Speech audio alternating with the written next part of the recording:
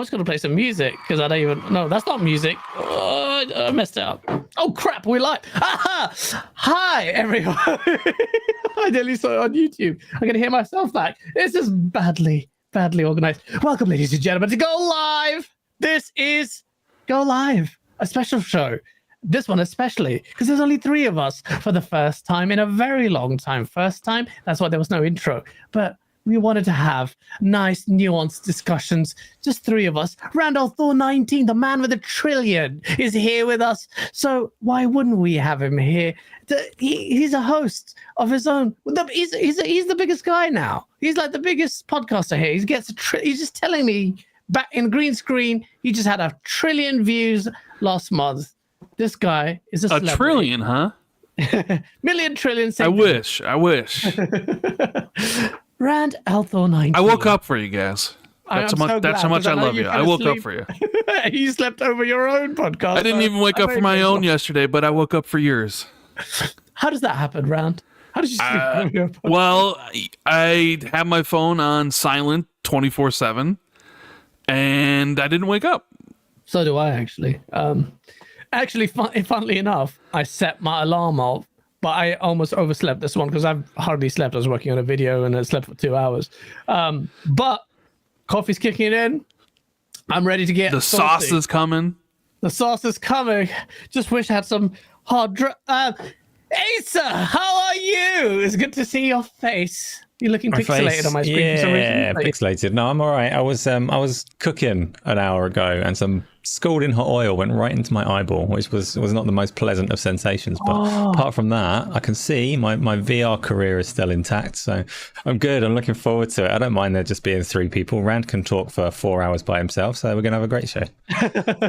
Yeah, absolutely. Your eye looks okay, but I'm looking at the YouTube screen. Is it not red or anything? It's fine. Okay, I'm glad. Sorry, it wasn't as dramatic of a story. I wasn't like here with a massive war wound on my face. It's just like it was just a thing that happened an hour ago, so it was fresh on my mind and my eyeball. You're not prone. You are prone to so many injuries. People, Asa, you don't know about him. This man is a lethal weapon. No. He can fight. Stop. Yeah, what? He's black belt. He doesn't tell everyone. He's black belt in judo, black belt taekwondo, or something else. So just tell people what you're black belt in. Just making stuff up, but there is a reason that my nose is as wonky as it is. Because you're a black belt in judo. Stop. It's judo. Not judo. Why do you get embarrassed about your... Judo's how I broke my arm. Oh. Isla does some stuff as well. I think she just like poses. She doesn't do anything. I feel betrayed. Sorry, wait, are you saying Ace is a badass? Ace is a badass, man. Like he is. He's like, you know, every time we meet up with Ace, I always have to do the little bro hug from London and just come here, bro. And he's just like I'm this tiny little midget compared to him, and he's just like, no. I don't like human contact. I'm like, yeah, come here, bro. But the resistance that he puts in there, it's like freaking metal, freaking steel girders there. I'm just like, trying to break through. Try to hug you this guy. to me. It is like a highlight of our meetings was that one time I just choked you that little bit and you nearly died. He actually did. He actually has to choke me a little bit.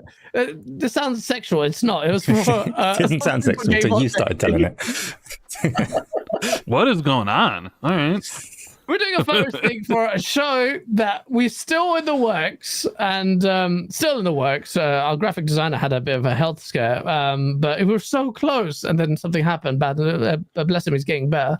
And yeah, we were taking a photo shoot, and I said, look, he can just choke because that's what the photo shoot is. And I almost knocked out.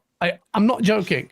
It was actual freaking you're the reason why I probably have vertigo now, you piece of I just realized that was bad. Well, anyway, sorry, chat. We digress. This is Ace, I won't talk about his judo career round because he's just a bit, I don't know. I mean, he's a little shy. You can tell, right? He doesn't want people to know that he's just an utter badass. And if you come at him with your piss poor VR takes, he'll put you down. You know. Yes, he will. Yes, he will. Don't challenge him, Paris Lily. But Slim Pickens with a £2 super chat. Gaz, how are you going to go and miss the intro? The only reason we didn't do the intro is because we have three men, three of us, and our intro isn't designed with a little medley and a beat for. I look so stupid in that. I live for the intro. Come on. I'm sorry that we forsaken it, but this is a special show. I genuinely thought I could get someone, but I thought, let's have a 3-man. Let's just test it out. Let's have a 3-way? Yeah, let's have a 3-way. Let's have a 3-way, yeah. That's it. So if you're enjoying the 3-way, hit the like button and subscribe to go live. There you go. Absolutely. Please do. Please do. Smash that like button. We're going to get into it. 316 of you already watching. Shout out. I see you, Everborn in the chat. Hoggy in the chat. Episode 13. All of you in the chat. Dave Mack. Shout out to KS Santi. He's hit 100 episodes today. So he did. Everborn asked me to stop by, and he was like, "We're on at 10 a.m." I'm like, "Bruh, I ain't up at 10 a.m." He just woke up. I was just going to bed at like 7 a.m. Yeah, no, I was there. But shout out to him. He's doing really well. So it's good to see the glow of one of our fellow brothers doing well. So I don't even know how many. Asa, we never did a celebratory 100. We don't even know how many episodes of Go Live we've because done. we can't count. Yeah, we've definitely hit some milestones along the way, but neither of us can count. So we just keep chugging away. Just look at how many are in the playlist. No, that's a good point. I'm actually checking it now. 200? Do you think there's been 200? We've had some like lost episodes that were very deliberately lost to time. So 138. We didn't start with this level of polish. Okay. So we missed the 100 episode. Yeah, but there was some that we deliberately deleted. When we started this, it was messy. It was just like and if you crap. consider like you know what Gaz is like, so if you consider the ones that we've left up in that 138, like yeah, some of it was pretty bad. Probably would get me cancelled. It wasn't me. It was most of our guests as well. It was pretty. I thought it was fun. But yeah, it was pretty shit as well at the same time. Yeah. So we're probably past whatever number we've got on our playlist, but officially we're. You know what you need to do? What? Hot chip challenge on the Go Live, because I was there, but you did it on Thursday with Hargeet and Jez, right? Because Jez lost the bet with me, and it was so good because immediately you were like, "I'm done, bro. I'm done," right? Because it hit you right away. And it didn't hit Jez right away, but then I'm like a minute in, Jez is like, "Oh my God, I'm feeling it," right? And Hargeet sat there like a soldier for 10 minutes, didn't take a drink of milk, didn't do nothing. And then all of a sudden, Hargeet it hit him, and he went scurrying off camera. Like, bro, oh man, it was mad. Like, first of all, I have to shout out Jez. He did that. He handled that really. I was taking the piss out of him. I was like, listen, you're talking about, what was he talking about? Some tandoori or something? Was that really hot? And I'm like, this guy, this white guy, he's not going to handle his spice wrong. The Pakistani was talking big, was the first one to puss out, like literally at it. Instantly felt it.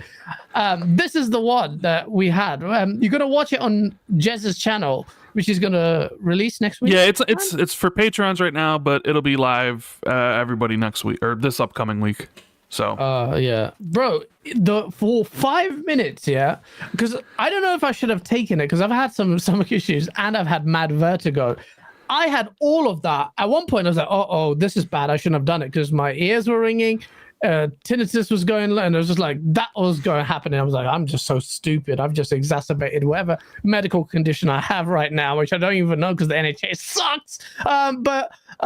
Yeah, like for 5 minutes, it was bad. But I did a mongoose hot sauce challenge on this very channel, 4 hot sauces back to back, which is ridiculous, and that was 3 million Scoville. This is 2. But that hot chip channel was no joke. At one point, I was like, bro, how do people handle this?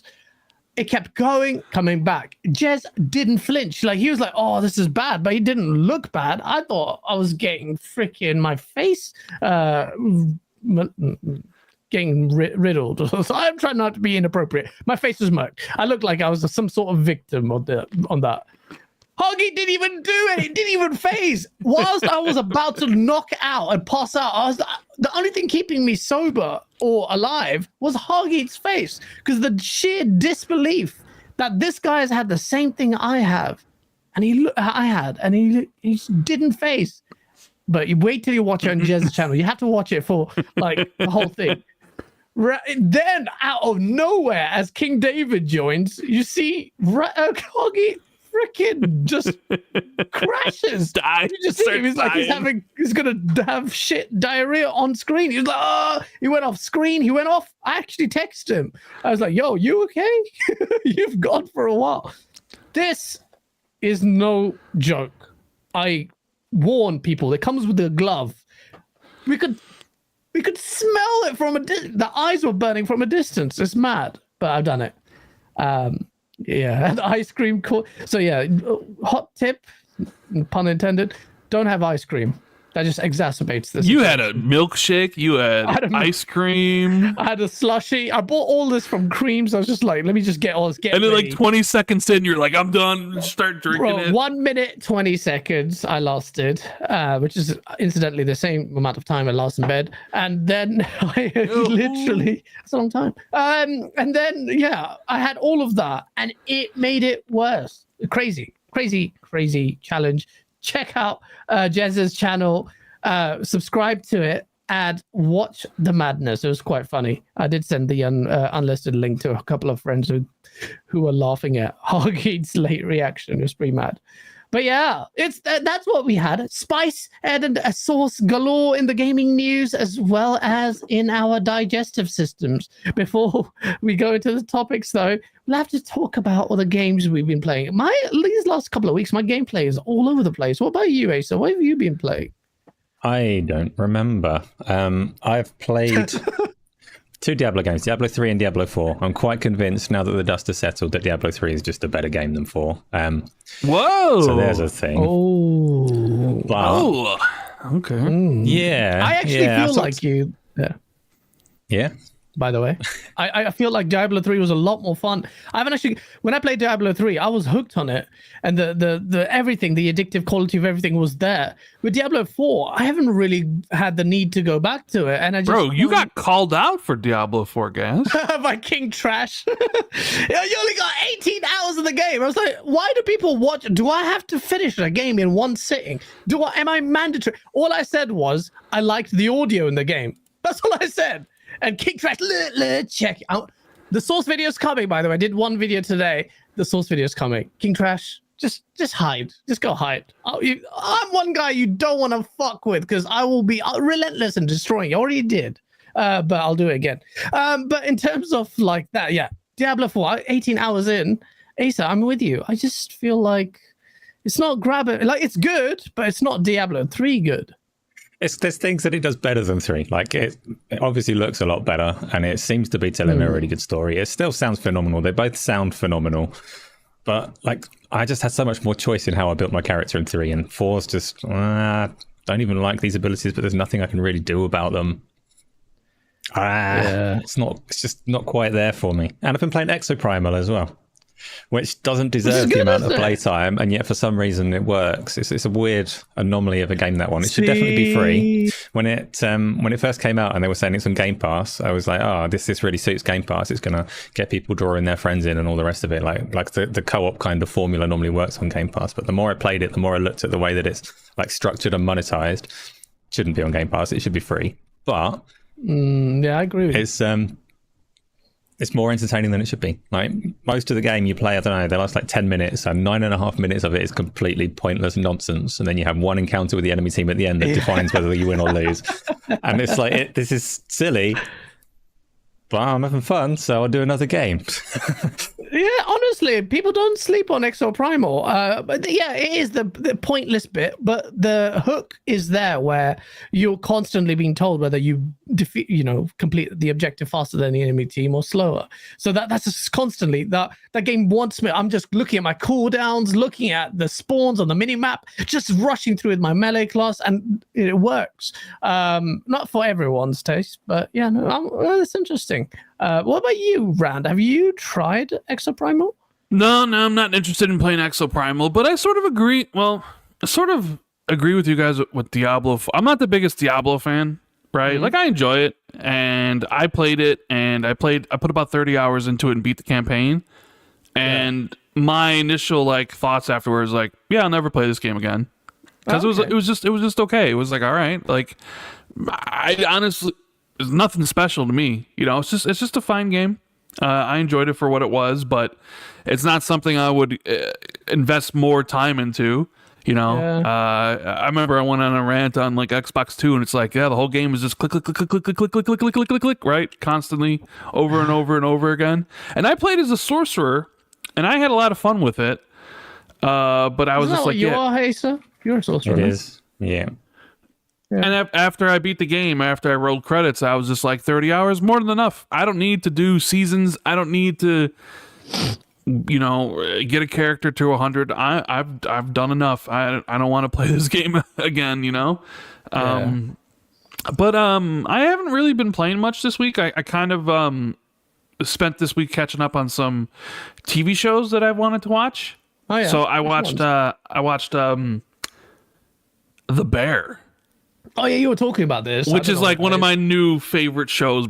Seriously, I watched 18 episodes in the last 3 days. It's probably one of the reasons why I've been staying up till 7 o'clock. It is really phenomenal. Honestly, really okay. You phenomenal stuff like that. I'm gonna take your word for it. It is absolutely incredible. I don't know if anybody in chat has watched The Bear. It's on Hulu. That's why we haven't watched it. It's not out in the UK. It is incredible. Well, I would imagine maybe it's on Disney Plus for you guys or wherever it would be, because I don't know, but maybe it might be. Yeah, I'll definitely watch that. We've been watching Korean really over the. My screen just died. I thought my PC just died. I was like, no! A Korean movie called. Well, it's just two guys beating the crap out of loads of people. I forgot what it's called. Gene Parker's in the chat. Shout out to you. He also thinks Diablo 3 is better than Diablo 4. I feel like as the dust is settling, people are starting to wisen up or maybe realize Endgame Plus. I'm not at Endgame. I'm still enjoying the story bit. Well, I haven't gone back to it yet. But Endgame Plus wise, people are thinking starting to realize it's not. Diablo 4 might not be as great. But yeah, Gene Parks he thinks Diablo 3 is better. I definitely had a great time with Diablo 3. Just playing with my friend Dean, and we just smashed through that game. Whereas with Diablo 4, I don't feel like going through. I'm like you, Rand. And I'm not a massive Diablo player, but Diablo 3 was my introduction.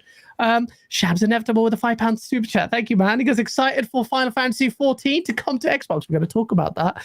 Though I play it on PC. Oh, you play already? Asa's super excited for Kupo. Hit that like. He's going to hit that mandatory Kupo. And I'm sure Final Fantasy 14 has Kupos, right? I mean, that's a big game. It sure does, right at the start. You seen all these posts in there about how the bear's awesome in chat? I'm not seeing it. Oh, is it in Disney in the UK? Aim down scope says. Okay, Bloodhounds. Slim Pickens, you clocked it. Bloodhounds is the show I was talking about. All I gave you was two guys beating the crap out of loads of people, and you clocked it. Yeah, Bloodhounds is on Netflix. It's really good. Thing is, Korean movies do this. I know it's kind of back and forth on random things, but Korean movies have this horrible habit of, and also the people who do the raid movies. It's this, they put you against 30 men versus 2 men. And I'm like, that's too many men. Too many men. Too many men. If you know that song. But there's too many men. Or women or whatever. But it's come on, man. There's not Matrix. Just calm it down. Give 5, 6 people versus 2 or 1, maybe. It's just there. But yeah, shout out to you.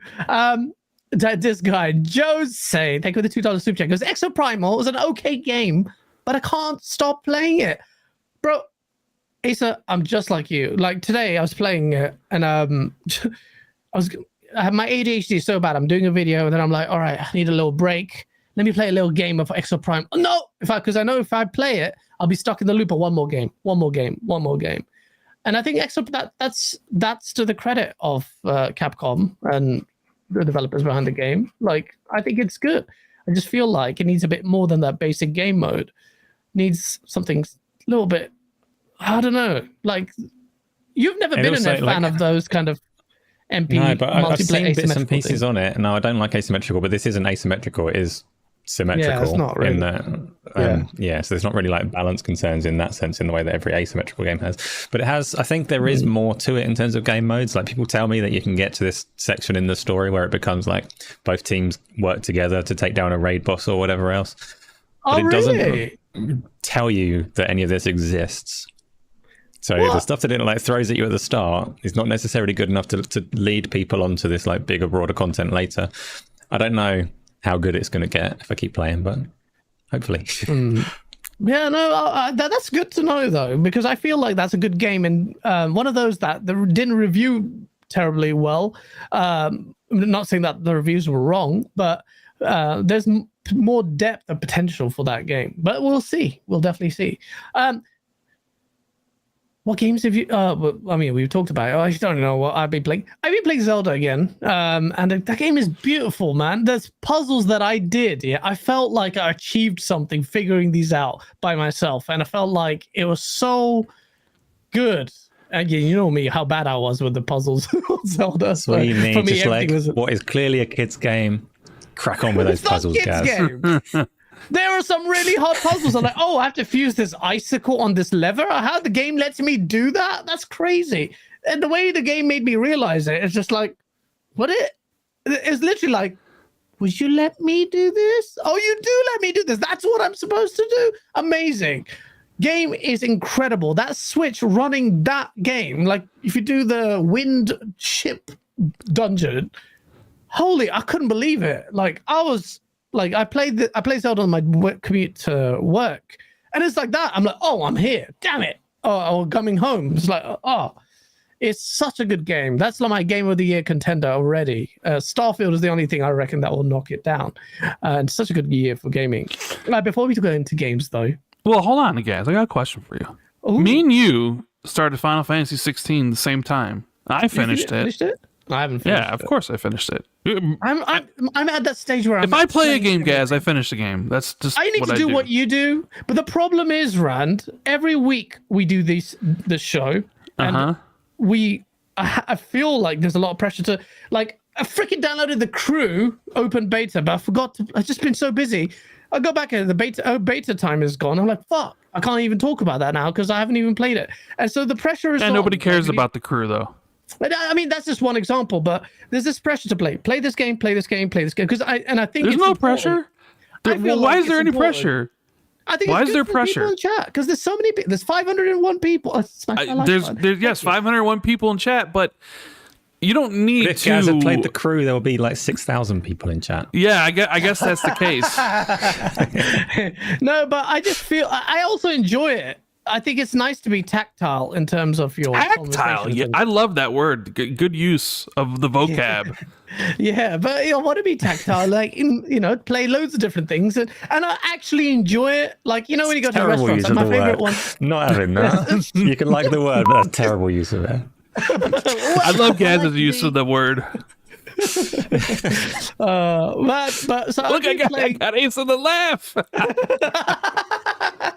No, it's still oil in my eye. It's still burning. East Vandal says confirmed Gaz doesn't play games. No, Gaz plays loads of different games. I don't just sit on one game. This week I played EXO. I was playing Forza. Then I was playing Zelda. Then I was playing something else. And then the problem is I'm playing loads of things at once. But I'm like, it's bugging me because this impending release date of Starfield is coming, and I just don't want to play anything else but that. And now we'll talk about this other game that's come out that everyone's talking about, and I really want to buy it now. I'll probably. What game is that? What game is it? Remnant 2, man. I've never Oh played yeah, Remnant 2. Yeah. Have you played Remnant 1? I did play Remnant 1. I played it in co-op with my friends, and we all thought it was just okay. You know, I was like, all right, it's a cool game, whatever. It's like, sure. So, but like, I wasn't like super excited for a sequel. And none of my friends that we played it in 3-player co-op are like, yeah, let's play it. But like, yeah, people talking that highly about it has got me being like, maybe I should check this game out. You know? Yeah, because it does look really good. Is that co-op kind of game? You don't like co-op games though. You just love. That's not true. I literally I just told you I beat Remnant 1 in 3-player co-op. Oh, that's true. Which friends? Rand? The friends you don't even know about, guys. Wow, there it is. I mean, this isn't like Colt Eastwood playing Fallout 76 or whatever constantly, He's right? loving Fallout 76. Oh, I know. He after hating on it for so long, now he's like can't get enough of what he calls it, Fallout in West Virginia or something. So I don't know what that's about. But he actually said to me just before, like when we were on party chat, he said, this is better. He's enjoying this more than Fallout 4. Yeah, that's what he told me last night too. Yeah. But I'm like, you go, you know? Yeah. I mean, I'm glad he's enjoying it because for ages he's just replaying old games. He just wanted it, and now he's really loving it. Since I forget, like I don't know, for 2 months now, he's like, I got nothing to play.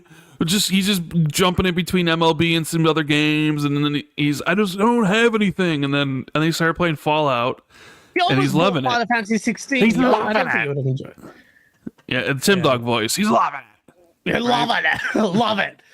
He does love it. It's like I'm glad he's enjoying it. But I mean, for me, Remnant 2 does look really good, and I feel like I'm in the mood for a co-op game with my mates. You co-op Souls game, bro? Like it's a Soul shooter-ish? Yeah, because I watched, I don't know if Erica for the win, back on the YouTube trade. And she made a video on it, and she says it's quite tough. But it's very Soulsborne with guns, speaking of Soulsborne, where are my Sekiro streams? Bro, I need to do that. I want to do it tomorrow. I was actually going to do it tomorrow. Then my girl's like, oh, we have to go out tomorrow because I'm not going to see her for a week. You've lost all your skill, though. Like, you were dominating Sekiro, bro. I will dominate when I come back. I also want to get the stream. How are you going to dominate it when you're going to have Starfield to play? Oh, shit. You're not going to want to play Sekiro. I'm going to play Sekiro before, and I'll complete it before Starfield. How about that? But you game share with Colt, and Colt might get Starfield early. So you're not supposed to say that out loud, Rand. Well, you guys have talked about how you game share. Is that not supposed to be known? No, we talk about it all the time. But exactly. If Todd Howard or someone is I'm assuming hold on. Colt got Redfall early. I'm assuming Colt's gonna get Starfield. There are some people that legit think Colt's playing Starfield because I said he was on my pocket. Remember? Like, I was like, oh, so Colt, how's Starfield? And he played into it, but yeah. But I could see you being like, all right, I'm getting into Sekiro, and then here's Starfield, and you're just be like, yeah. I'll be gone. That's so true. Actually, I need to play it. Steel Rain, shout out to you because ran the snitch. You piece of because Redfall, he got the code, and I managed to play it. Microsoft, listen, I didn't break any NDAs, even though I didn't even sign any NDAs. I just kept my mouth shut relatively and waited for the embargo and then released my video shitting on that abortion of a game. Remnant 2, I want to try it out. None of us have played it. Asa, you have not played it. Not yet, no. It's definitely high on the list because it's I played a little bit of Remnant 1, but with other people that have already made various bits of progress, so I didn't actually see it in any coherent way. Just did the odd mission here and there to see what it was all about, and it was surprisingly good, surprisingly accomplished little game from what I touched of it. Remnant 2 looks like a bit of a technical bastard, so it's interesting on that front as well. Like it's a showcase for Unreal Engine 5's Nanite as well. So is that the first UE5 game? Look at it. It's not the first UE5 game. I think it's the first one. I don't know if Fortnite uses Nanite in any way. But... Well, I mean, Fortnite is like the first, but I'm saying like outside of Fortnite, is this the first one? First what? UE5? UE5 release on console. Plague's Tale wasn't that UE5? No, it's not. No, it wasn't. I always think that's UE5. Really? Was there anything else that's UE5, chat? Well, that Immortals of Avium game, I think, was supposed to be the first, but it got delayed to August. Callisto's not UE5, it's UE4. No. Nintendo. So I guess Remnant would be the first one then? I think so. Well, you should do one of those tech analysis videos, Asa. That people liked them. It was good. We all know Digital Foundry are biased after the Ratchet and Clank thing. No, I'm joking. I'm joking. Don't come after me. But yeah, we'd like to see that. Oh, okay. Nanite. Might be interesting. Layers of Fear remake was the first UE5 game, says Glitch Doctor. Yeah, okay. Is Remnant 2 cross-gen or is it next-gen only? Or current-gen only, I guess. I think it's current-gen only. Current, as far as I know, yeah. And it does have someone else about it six- being like this super fancy Unreal Engine 5 game. So it uses a nanite, but I think if you play in its performance mode, it doesn't. So it is potentially scaling. If it is on other systems, it doesn't like make the whole thing a lie or anything silly like that. Because there are people But out on there its- saying that UE5 wasn't going to run 60. And this, Well, it kind of does, game right? does. So the balanced mode is it tries to run 60. Doesn't it run at 720p or some crap res though? I think it It runs at a uses a low lot of res, but then it's like reconstruction. upscaled, yeah. Oh, okay. Well, that's interesting. The UE5 is already straining these consoles already, which is expected if you play the Matrix demo. It still looks incredible. But yeah, okay. Well, that's Remnant. Hopefully we'll get to try it. Hopefully I'll play it in the next week. But I'll be playing Sekiro, like Rand has. Yeah, sure you will. I'll believe it when I see it. I can only play on stream. I made a promise with the stream, and everyone was like, don't play it without the stream, so I won't. But I will. I want to do a good quality. But yeah, new Xbox dashboard. This was the big news. I was kind of like, not big news, but some people were talking about it finally. Xbox has been trying to sort its dash out for ages, even though, in my opinion, the 360 Blades was incredible. Since then, it seems to be trying to find its footing.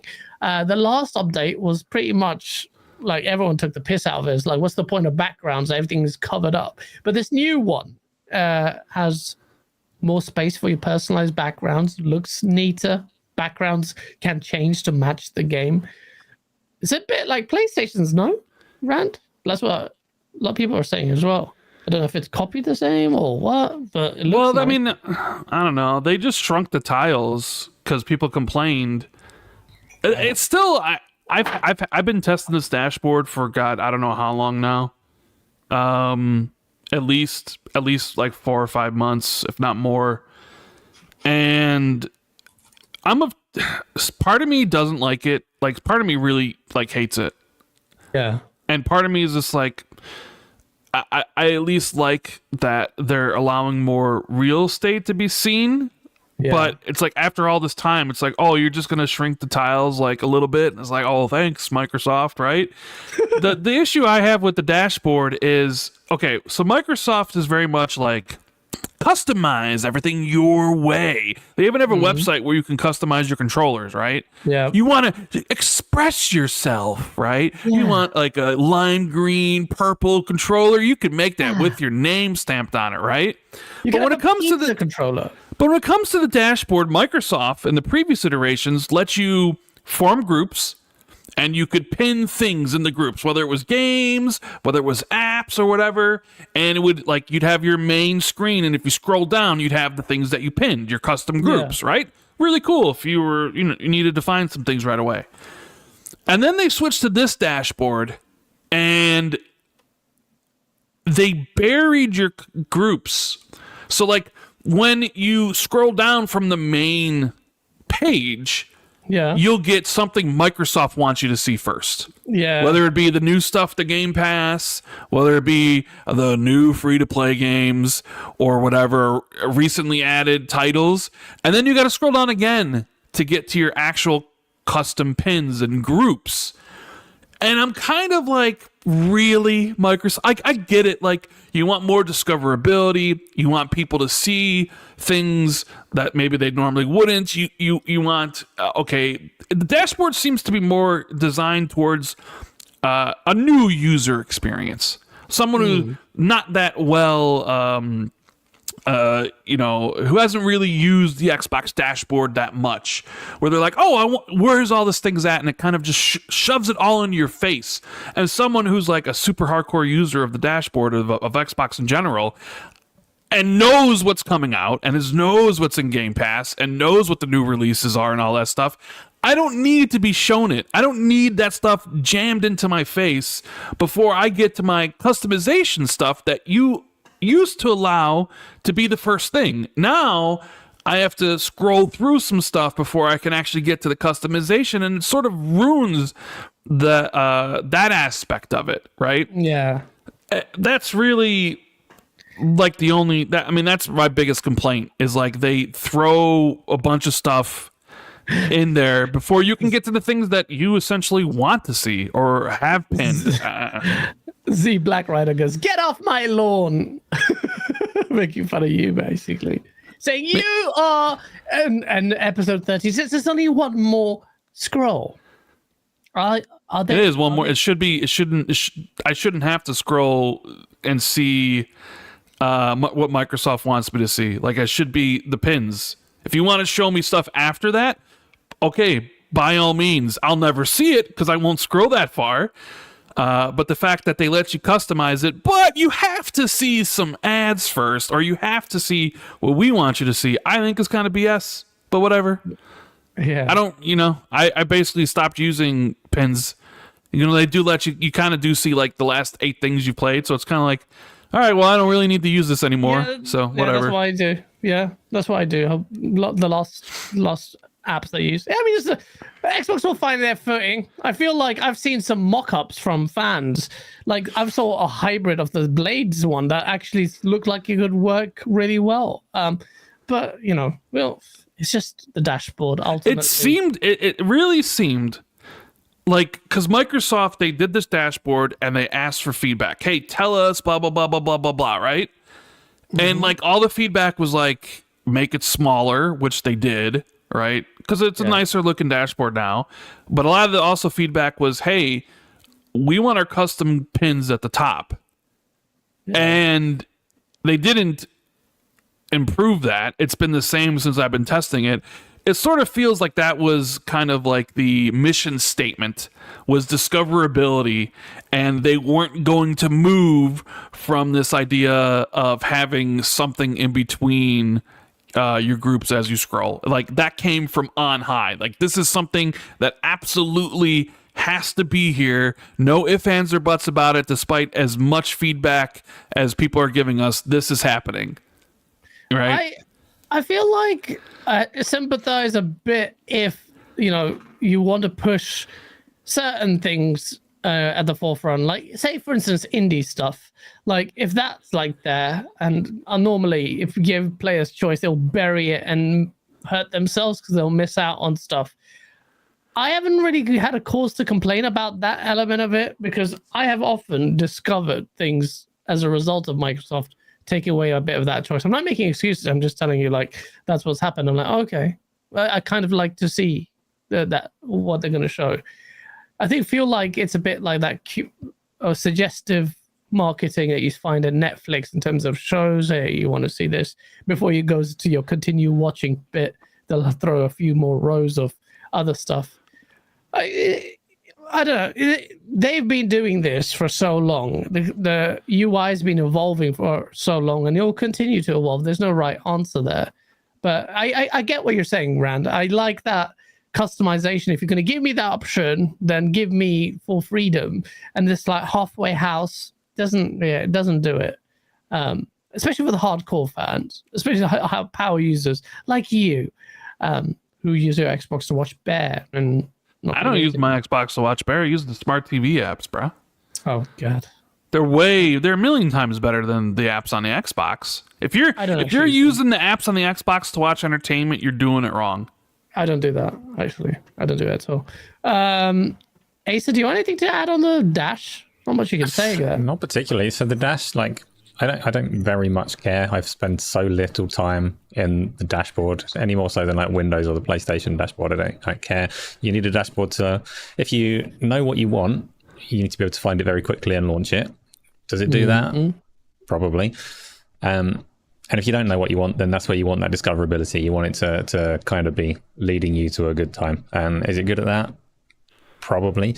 Nobody wants adverts everywhere. Those are a bit in your face, I think. The background and the art. The reason that people say that they're like copying PlayStation or whatever is they've changed it so that when you flick between game titles, the background changes to show you a little bit of art from that game. It's a nice visual flair if you like it. You can turn it off if you don't. So the main part of the Xbox operating system that I actually use is always what comes up when you press the guide button when you're already in a game and you want to like get into a group or have a look at stuff. So the only bit that I care about is like just keep refining that, make sure that what I want is at my fingertips when I press the guide button. I don't really care about the dashboard. I'm with you. I used to care a lot before about the whole blades thing and I had like nostalgia, but I'm with you. I'm in the guide button now. If that gets refined, I'm spending more time navigating. I want to be there quick. So if they refine that, I'm down for that. Harry Go Lucky with a £2 super chat. Gaz, Tears of the Kingdom is wish nuts and bolts. Harry Go Lucky, go yourself. What are you talking about? Sith Lord with a $2 super chat. Gaz, that Final Fantasy 14 video was great. Rand, I'm glad you're better. Thank you. I'm not sick. But Jez couldn't get a hold of me, so he was like, maybe he's sick or whatever. So people were like, I hope you're doing okay. I haven't watched your video yet, Gaz. Yeah, just watch it. It's just. Well, I mean, I woke up and came on the show right away, so I didn't even know you'd released anything. Yeah, no, it was on Septic Source. Did you use what I sent you or no? Maybe. I don't think you did, bro. How did you know you haven't watched it? I skimmed through it just to see if you did, and I don't think you did. How quickly you skimmed through? Because all you gotta do is just click. You did? All right, cool. You better because you said you were going to. And I did. Let me check. Yeah, that's the one. Well, I used partially one of them. The same guy. In the Salt tweet. My God, man. People overreacted as I expected. Thank you for... Overreactions, fanboys? No. Yeah. No such thing. 500 yen super chat. I can't read it out. Yeah. Overreactions galore on this. We'll touch on that point. But before we do, let's give the ponies a celebration. Yeah. PlayStation hit 40 million consoles, which is a very good milestone. It's tracking slightly behind the PlayStation 4, I understand, which is impressive considering all the shortages that the console's been besieged with. But 40 million PlayStation 5. Well, Rand, what do you think about that? And will Xbox hit 40 million? Yeah, will Xbox hit 40 million? Yeah, eventually. I mean, it's a great number. 40 million's pretty damn impressive. I think there's got round bits. It's a lovely number. Yeah, nice little 40 million. And it really, to me, I don't know. It's Sony flexing their dominance because they basically put that out 2 days after Microsoft's earnings with the Xbox numbers. I think that was 100% intentional. Them doing that. I mean, hey, but yeah, well, dude, Microsoft puts out their earnings on a Tuesday, and people are talking about Xbox hardware and blah blah blah blah blah, and then 2 days later, PlayStation's like, "We got 40 million, bitch." Right? Yeah. Okay. It's definitely intentional. Okay. Because look, PlayStation 5, I mean, it's coming off the PlayStation 4, which is a console a lot of people loved. Yeah. And even though it was $100 more expensive than the PS4 at launch, people are ready for the PS5. But they're ready for, sequels to their favorite games from that gen. And it ran through some hardware, shortages. And now it's like widely available. Now it's even on sale because it seems like they're clearing stock to get ready for the inevitable PlayStation Slim. Yep. £25 off here in the UK. That's a significant sale. There's a significant, yeah. So it's doing well. It's probably gonna be. I mean, I never doubted that it was, I had no doubt that it wasn't going to do well. Like it was always going to do incredibly well. It will sell over hundreds of millions as they typically do. Because I mean, you look at like PlayStation's history. It's like if they don't do an own self-own, it's huge. PlayStation 1, PlayStation 2, PlayStation 4, now PlayStation 5. The only one that had any sort of didn't hit 100 million, or maybe the PlayStation 1 did. I don't know the figures off my top of my head, but PlayStation 3, they screwed up. Like not intentionally, but they screwed themselves up, right? It wasn't like Microsoft or Nintendo were just like so dominant. It was like PlayStation was literally, we got no games, they're shit, and we're launching this stuff at $600, and they were coming out here super arrogant, like, oh, you want to get this thing, you need 2 jobs and stuff, right?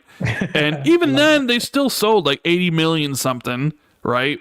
And yeah, I mean, for a lot of people, PlayStation is synonymous with gaming, right? I know a lot of Xbox fans don't like to hear that, but worldwide, when people think gaming, they think PlayStation, right? That's true. And it's a de facto console for that sort of stuff. Like, if you play FIFA, well, now FC, and if you play Madden, if you play 2K, like, that's the system that you're going to get, and that's the system that your friends are on, and that's the system that you're going to continue to get. It's why Phil had that kind of funny interview where he mentioned, like, hey, we're not going to be able to out-console Sony. We lost the worst gen we could ever lose with when people were building their digital libraries. Which I said... Like, so much. It's doing great. PlayStation's doing really well. Nintendo's doing really well too. They're probably going to announce 130 million Switches here in just a little bit. Well? According to your friend, co-host Jez Corden, off the back of this news, he wrote an article. Jez can get into his feelings a lot. Xbox's biggest crisis right now isn't games, it's hardware. And the subheading is the PlayStation 5 is on track to outsell the Xbox 2-1 again. Yeah. And he goes into a pretty scathing article. He talks about how he thinks the Series S is a mistake. And like look, let me read it out. He goes, he thought the Series S was a good strategy, but unfortunately, it seems to have come at the expense of more powerful direct PlayStation 5 competitor, Xbox Series X, which increasingly doesn't seem to have the install base developers and perhaps Microsoft need it to have. So he's saying the Series S has now become baseline, and that's going to cause Xbox games to basically suffer. The Series S version will also showcase games at their worst, which is not something developers would want, ideally making it easier for PlayStation to land marketing deals. I don't think that's, I disagree with Jez on that. PlayStation to do marketing deals because I think PlayStation's marketing deals are very beneficial for developers. I don't think it has anything to do with the Series S. It's not like, I've never heard that angle before. I think Jez is stretching in that article, and I love Jez. That specific point I think he's stretching on, because I've heard behind the scenes that Sony's marketing deals have a lot of perks to them, and it's no wonder a lot of publishers and developers would choose to market with PlayStation, because one of the biggest complaints Xbox fans have is that Microsoft really doesn't do a lot of good marketing for Xbox or their games. Yeah. And PlayStation is, I mean, hell, they got Spider-Man on trains again, right? So PlayStation, they're the king of marketing, and they have there's a lot of perks that they have if you agree with that, would agree to do that. So your question of like, okay, so you got PlayStation doing great. You got Nintendo doing great, right? Is Xbox doing good? Xbox revenue grew 1% year on year. Yeah. So they missed their target. I mean, it's never good to miss your targets. They missed their projections. I think the games and services were up 5%, which is good, but they projected like 10%. So it's like, okay, well, that's probably because Redfall was an absolute disaster, right? They probably didn't sell as many copies as they thought, probably didn't sell as many Game Pass subs as they were projecting. Minecraft Legends, same thing. I don't really think that game did too much. Ghostwire Tokyo came out a year later. I don't think a year later port's going to do much. So there's some things that probably happened that they were projecting. It's like, oh, okay. So it's still growing. It's still their second biggest year ever. I mean, when people talk about hardware's down. Hardware's down. Yeah, I mean, that it is weird. And I think we've even saw from the court case that they basically rerouted the Series X consoles to cloud as a measure of like cost cutting and margins and things of that nature. That it was more beneficial to them as a company to put it in cloud. And that's why Series X wasn't really readily available. And it's kind of like, it seems like they're just meeting demand, but not going beyond it. To me, it feels like Microsoft really thought that the Series S at its low price point would carry them a lot further than it did. And it looks like right now that people don't want the Series S in the numbers that Microsoft probably thought. People want the Series X. People want that $500 device. And because you can't readily get it like you can the Series S, the hardware suffers for it because Microsoft made the decision to kind of bolster the cloud in the beginning of the gen instead of later in the gen. And I mean, let's not. Series X stock shortage actually a thing? Because here in the UK, I mean, they said it was. They said it was in the trial. They literally said it. Like, okay. Amy Hood talked about, how they lose money on the console, and if you lose on your profit margins and all this stuff, that leads to unemployment, that leads to layoffs, and that they made a decision to put the Series X in the cloud. A lot of that stock, which is rumors that we had been hearing. I mean, it was all in the trial, Gaz. The info's all there. Everything you're telling me suggests that Microsoft would be very reluctant to even release a mid-gen console on that basis. I mean, I don't think they will. I don't think they are. You don't think they will? No, I don't think so. I mean, I don't know. I don't know. Xbox there. I don't know if they will. But then again, I didn't know they were doing a 1 terabyte. Nobody talked about the 1 terabyte black Series S with the 1 terabyte upgrade, right? There was no Jez didn't leak no code names. Tom Warren didn't talk about it. Tom Henderson didn't talk about it. Grubb didn't talk about it. It just kind of came out of nowhere. So it's possible that they probably have a prototype of an Xbox Series X Pro or whatever you would call it. They probably have a prototype that they've built, and they're like, this is what we can do. These are the parts we can use. This is how much, teraflops we would have, and the sort of things that you would expect from a mid-gen upgrade. And maybe they just feel like it's just not enough. It's not enough for what we'd have to sell it for. It's not that much of an improvement.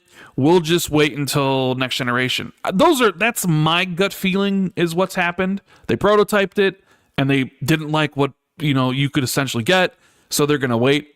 Am I right on that? I don't know.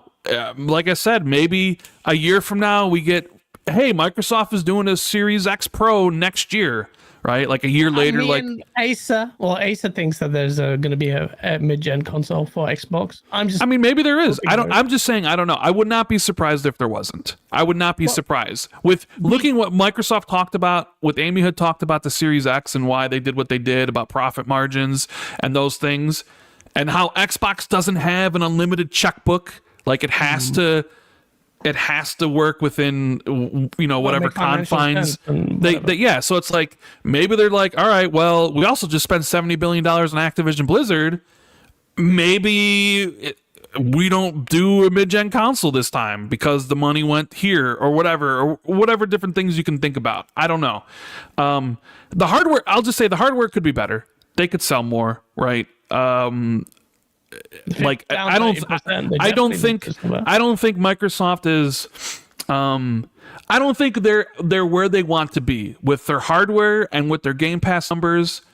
I don't think when you had probably projected out this gen and say 2019, right? Obviously nobody could see COVID coming, but I would imagine if they were like, hey, where we expect to be in 2023, I don't think this is much lower than they thought. I would say they probably thought they'd have more Game Pass users. There would be more consoles sold, things of that nature. But obviously COVID happened and games got delayed. I mean, let's not mince facts here. Like Xbox sold if you look at the Series X and S, it sold incredibly well at launch.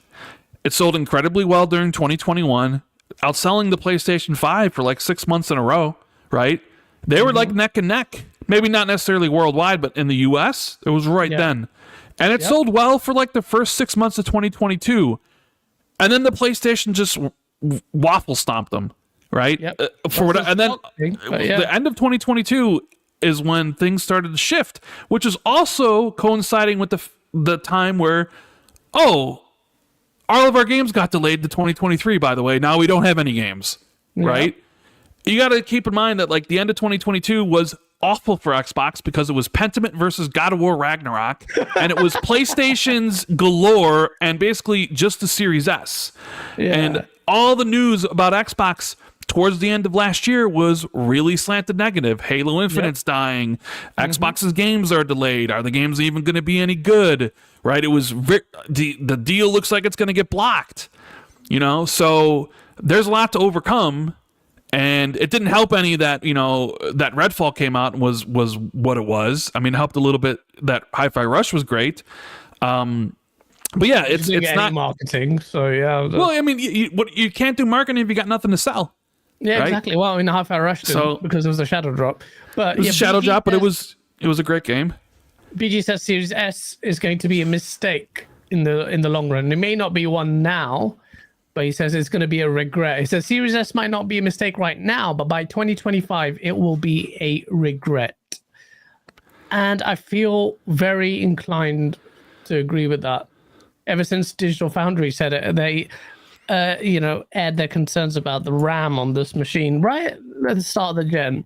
I was like, because do you hear what happened at RDX when D-Batch was going crazy? He was fighting the panel about why why there should be a Series S. He was arguing with everyone. So Zorka and Fonz were saying, look, developers are going to be pissed if they have to develop, and I don't agree with this, but another SKU that they need to develop for because they're already having trouble.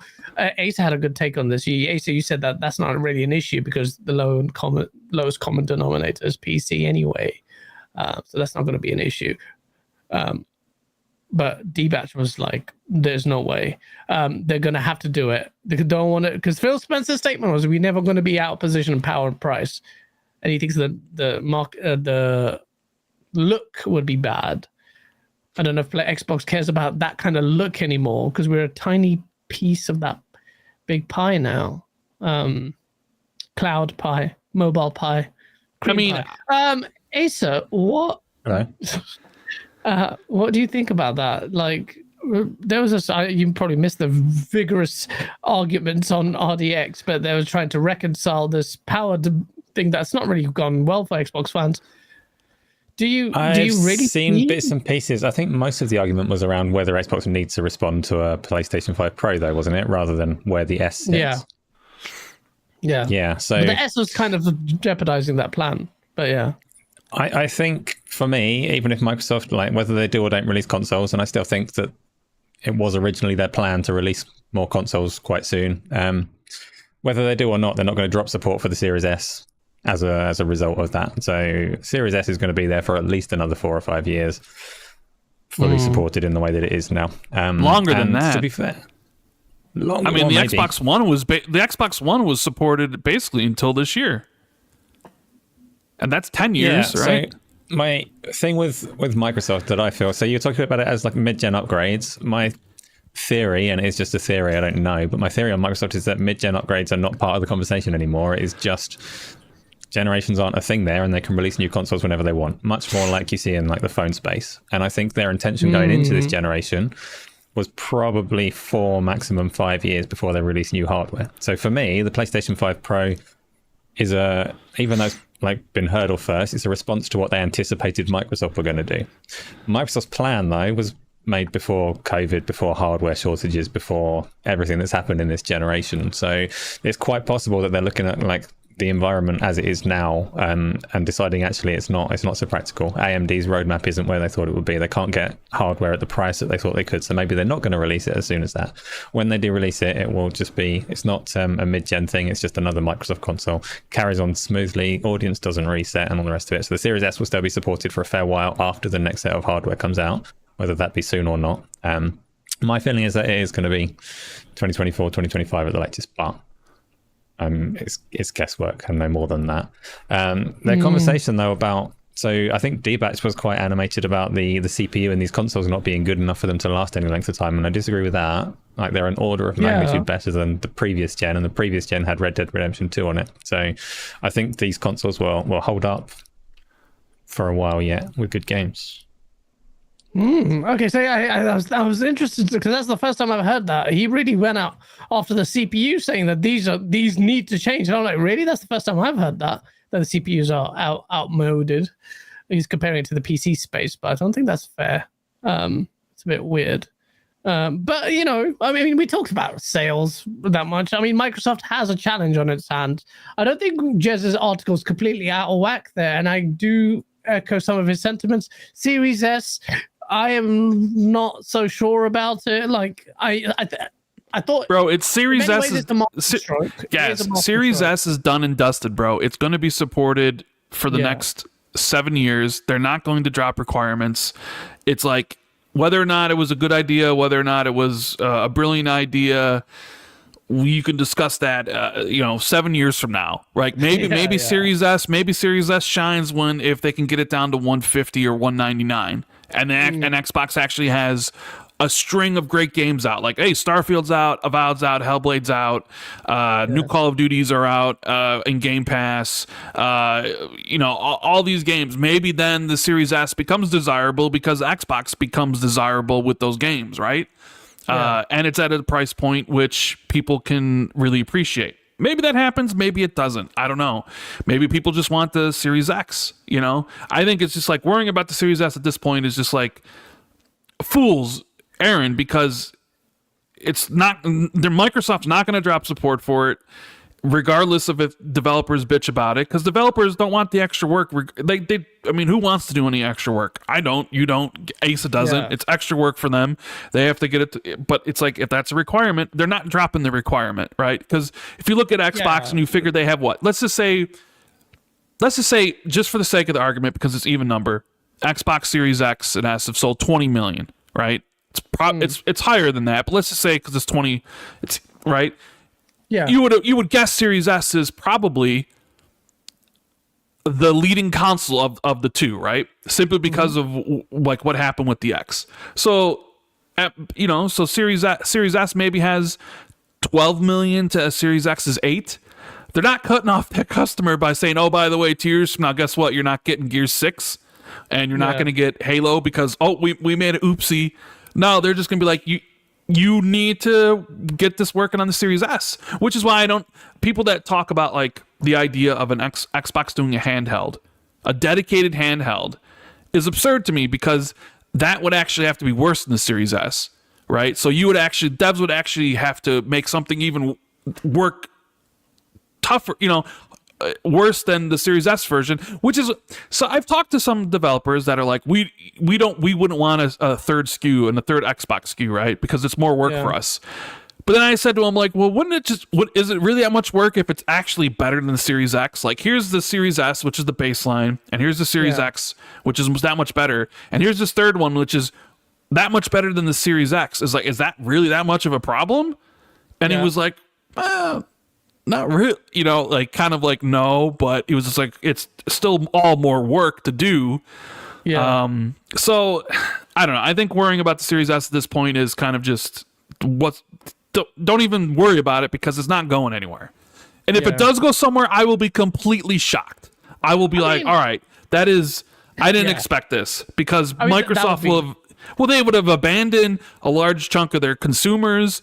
That's not happening, right? And that's not happening. So it's like developers are just going to have to live with the Series S, and we can talk in 5, 6, 7 years about whether or not the Series S was a good decision or not, right? Yeah. No, absolutely. More the concern is really like whether or not they support it. I just want to make sure that developers get to cater for the Series S, scale it properly to make use of the Series X. What I don't want is any games being held back as a result of the Series S. That's the only real narrative that I care about, and I care for a Pro. Phase 23, Brooklyn, New York, thank you with a $20 super chat. Because if Microsoft doesn't reveal a Pro version at the next year's showcase, then he thinks there's not going to be a Pro version at all, in his opinion, which seems reasonable. I mean, you would at least... Depends on the trajectory of it, but I don't think we only have 1 year. We only have like one gen of history to draw from, right? Yeah, about mid-gen upgrades. So it's like, yes, Microsoft technically revealed their mid-gen upgrade first, right? Project Scorpio 2016, and then Sony launched theirs first in October, I believe it was, of 2016. So people are looking at the history, and they're like, if they don't reveal it next year, because PlayStation is going to launch theirs next year, then they're not going to do it. But there's not much history to draw on, right? Yeah, so it's like Asa said, maybe, because Phil did talk about this idea of consoles as like cell phones, and like you get upgrades sooner rather than later. And maybe Ace is right. Maybe it's just like, it's not a mid-gen upgrade, but we got a brand new console coming in 2026. And it's just, here's the Xbox Series X2 and the Xbox Series S2 or something, right? That's why I agree with Asa. I feel like that the naming convention even suggests that kind of model to me, and I don't see any reason why the Xbox couldn't do that. So in that regard, I do. Other than the Series S issue of development, I do think that I do feel like there will be another console, and I'm finding myself agreeing with Asa about this whole notion of generations not really applying anymore. Like the whole thing has been set up to go like organically, almost copy what you've just said. Let's just embody or incorporate this mobile phone model of incremental upgrades. Well, let's be honest, like chat. In the UK anyway, we upgrade a phone every 2 years, and then phones cost like $1,000 now, like a lot of phones, the phone contracts. So like if you're upgrading that so often, a console is not, upgrading that every 5 years is minor in comparison to that. But yeah, we'll see. Space Doverkin, I like your super chat because Xbox needs an all digital Series X for $400. I think it's still a bit pricey. It's $450 base, isn't it? The Xbox ecosystem is digital by nature. There definitely needs to be an all digital. Well, I do think Microsoft will release slim quote unquote versions of their consoles. I would not be surprised if there was a digital Series X. Yeah, I wounn't be surprised at all, and it makes sense as well in line with what their previous strategies. But yeah, shout out, thanks for that super chat. And Just Bring It, thank you with the $3 Australian. He goes, last gen, mate, was 3 SKUs, VCR, 1S and 1X. That's true. Mid-gen was the game changer there. Just Bring It.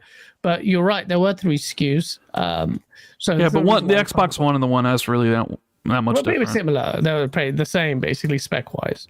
Yeah, this will be a different headache, and we've already had developers actually complain about the Series S and having 2 SKUs. I will say the talk will blow up because right now we've done polls on Xbox too. We've asked our community, hey, do you want an Xbox Series X Pro and a PS5 Pro? And we yes and no, right? And at least when we ran the poll, it was 75% no. 75. It was like 75-25 or 70-30. Because a lot of people, because there are a lot of people that feel, not everybody feels this way, but there are a lot of people that feel that, one, this generation hasn't even started yet, and 2, these consoles haven't even been pushed their limits. Like, we haven't even seen what these consoles can do, right? Because everything's been cross-gen. So a lot of people feel like the gen hasn't even truly begun. So there's like, we don't need a mid-gen. Whereas like Xbox One and PS4, those consoles were outdated the moment they hit the shelves, right? And people were like, 4K televisions were hitting the market, and people and like those systems could only do 900p and 1080p, so they're looking bad on, right? So there's synergy there. So it's like, all right, we need mid-gen so you can have this nice 4K image on your nice 4K television, right? Yeah. But now it's like, where is that? Because even though there are 8K TVs, they're just prohibitively expensive because there is no other 8K content. So it's like, Would you need a mid-gen just for that? And it's like, no, but people will bitch, Gaz. If I trust Tom Warren, I do trust Tom Warren, but Tom Henderson, he's the one reporting this, right? Yeah. He's been right about the Q Lite. He'll probably be right about the Slim and the detachable hard drive. So I assume, okay, Sony's going to release this next year. And even though a lot of the talk is we don't want these, as soon as PlayStation and PlayStation fans get that Pro, Xbox fans are going to be like, where the F is mine? I want one because they have one. And when we see these next gen, look, you're saying that we haven't hit next gen, you're right, but we're already struggling to get 60 FPS and or decent res. The moment you get confirmation that PlayStation 5 is out in the wild and it's hitting 60 while Xbox is struggling, the Series X is struggling in comparison because there's no mid-gen, the voice will change. We had it poll, Acer. How much opposite? We had a poll and most... You should run a poll right now, bro. We did. I'll run the poll now, actually. I'm already logged in. How many people are watching? How many? We got 700? Shout out to 718 people. Hit the like button, people. Hit the like button. That's nice to see. What should the question be? Does Xbox need to release or would you buy? Do you want mid-gen upgrades? PS5 Pro? And see if people want them. Mid-gen upgrade. Yes, no. I mean, personally, here's I want them. Because I'm someone who plays on Xbox almost every day. So if you're going to offer me a better system that maybe can hold a better frame rate or does 60 frames at 4K and all that sort of stuff, I'll absolutely buy it day one. Because I'm going to get the value out of that, right? I'm a power user, so absolutely I want one. But that's just me. I'll see what other people think. I just want it for console wars. Phrase 23 Brooklyn, New York with the $20 super chat again. There's another Phil Spencer's statement is we are not in the business of out-consoling Sony or Nintendo. That's a good chat to bring up, but I don't think that necessarily applies in the vein of necessarily power. Just saying that doesn't... A lot of people misread that as Microsoft has no appetite to compete. They're not out-consoling, but that's just marketing nonsense, and that's kind of like a defeatist attitude. Ultimately, Microsoft, Phil Spencer, and we saw it from the court hearings, they are fiercely competitive. They are fiercely looking to try and gather any momentum in this space and out-consoling Sony. Phil Spencer's just saying that as a weak statement, in my opinion. It's almost like an admission of defeat, but it's like you have to have that appetite to fight. And I think the court documents and internal correspondence revealed very clearly, to me at least, in my opinion, Matt Booty and company, all of them, they had a very fiery spirit. Even today, did you see Sarah Bond, Rand? Sarah Bond tweeted, someone said hold the line, because hold the line has become a meta meme now. Sarah Bond tweeted, advance the line.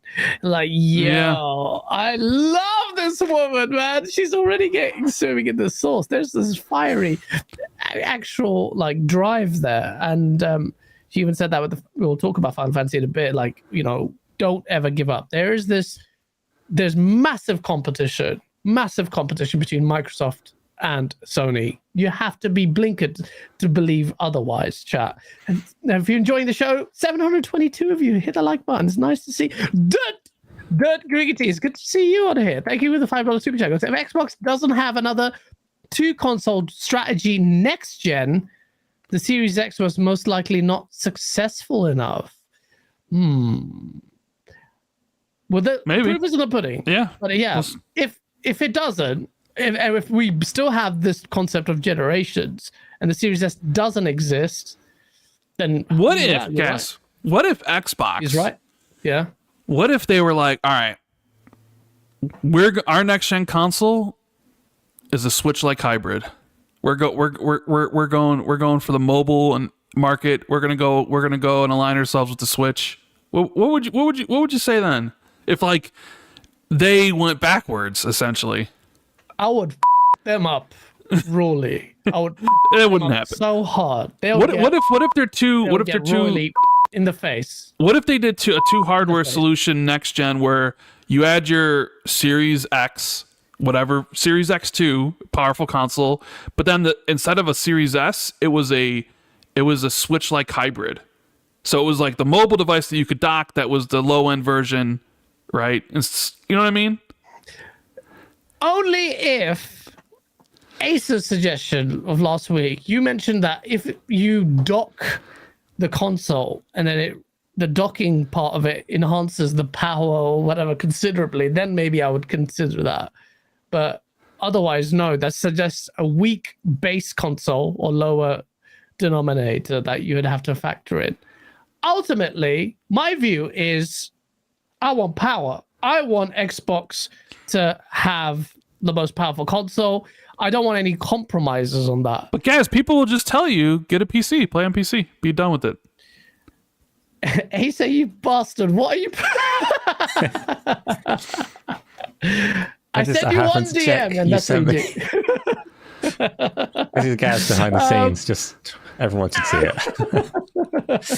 That was after the hot chip challenge. But look, yeah, and not everyone has PC money. Randall Thor 19 says JV Smooth. Speaking of Smooth, did you see Kid Smooth? Kid Smooth is losing his mind. Don't attack the best spot.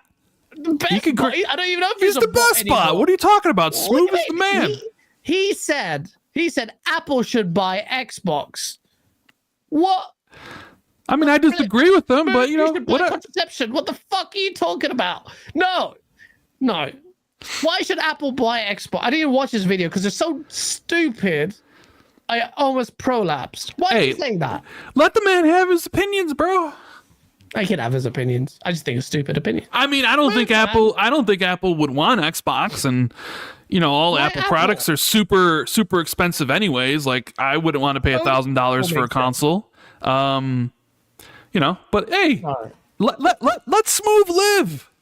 You know, whatever. I'm not trying to kill him. By the way, Smooth reaction when you had the hot chip challenge, bro. What the hell? You had like manges coming out of your mouth. What the hell was that? Oh, there was this milk. But still, like, it wasn't that bad. It was pretty bad. But yeah, not Smooth. I think Smooth's point was, one of the things I think Smooth's upset about is that he doesn't feel Xbox markets their stuff nearly enough as they should. And if Apple bought them, Apple would. You know, it'd be everywhere. They'd market it really. Point? Really? I mean, you know. I don't know. I mean, Starfield's coming out in a month. Where's Starfield on train? Brian East said, that's a good point, actually, Rand. But Brian East says, dude, can you imagine an Xbox designed by Apple? Half as functional, but twice as pretty. That is so on point. So on point. Replicant, thank you for 3 months. He goes, I don't know if you heard, but Microsoft should sell Xbox to Apple. Yeah, thank you, Replicant. That is a ridiculous take. We're all allowed to have ridiculous takes. That's Kid Smooth's take. See what happens? BG takes him on, puts on a channel, introduces him into the part of the family and just corrupts him. That's what happened. It's BG's influence, malign influence. But Kid Smooth's been on Weapon Wheel for I don't know how long. So BG's master plan is finally worked to turn the best spot into the best pony. Is what you're saying? How long did it take? Yeah. Smooth lived during the Xbox One gen, where Xbox was routinely made fun of on Weapon Wheel, where they would invite guests who are Xbox fans on Weapon Wheel literally to make fun of Xbox to their faces. And Kid Smooth lived through all that. He thrived during it. And now you're telling me that it finally worked and he's gonna be a pony? Is that what you're saying, guys? Is that what people are saying? To the sales stuff, and he's really driven by the console wars, like I am as well. But the sales bit, he goes really deep. I do more the humor, but he goes real deep, and I think that's had an impact on him. But it's Smooth, man. Smooth is not an alien to saying dumb shit. But that's Smooth. No shout out to the best bot, who's probably now the best pony. We can move on from sales. Microsoft has a challenge there. We agree. Hopefully, Starfield and some marketing, Rand. I want to see Starfield on some trains or something. Freaking Microsoft doesn't want to freaking market this big, gigantic behemoth of a game. We are in August, essentially, almost, and we have no marketing. Well, you know, whatsoever. technically, that's Bethesda marketing. Xbox ain't doing marketing for Starfield. Remember, Bethesda's separate, limited integration. Yeah, Bethesda's doing all their own marketing. Yeah, but still, the part of my. I mean, but bro, this when they acquire ABK is going to do all the Call of Duty marketing. That's what limited integration means. Bethesda's like, if but Microsoft would be like, Bethesda PR is doing the marketing for Starfield. Bro, Microsoft sends its developers out to fix that game and really like to sort it out. They're the reason why that game. Sure. Yeah, like so. They can't market. I'm just saying that Bethesda's the one marketing Starfield. I'm not saying that Xbox doesn't have any input or whatever, but it's Bethesda. That's why it's limited integration company. That's why when they get ABK, it's going to be, ABK is going to be the one marketing their own games. That's just kind of how it is with these things.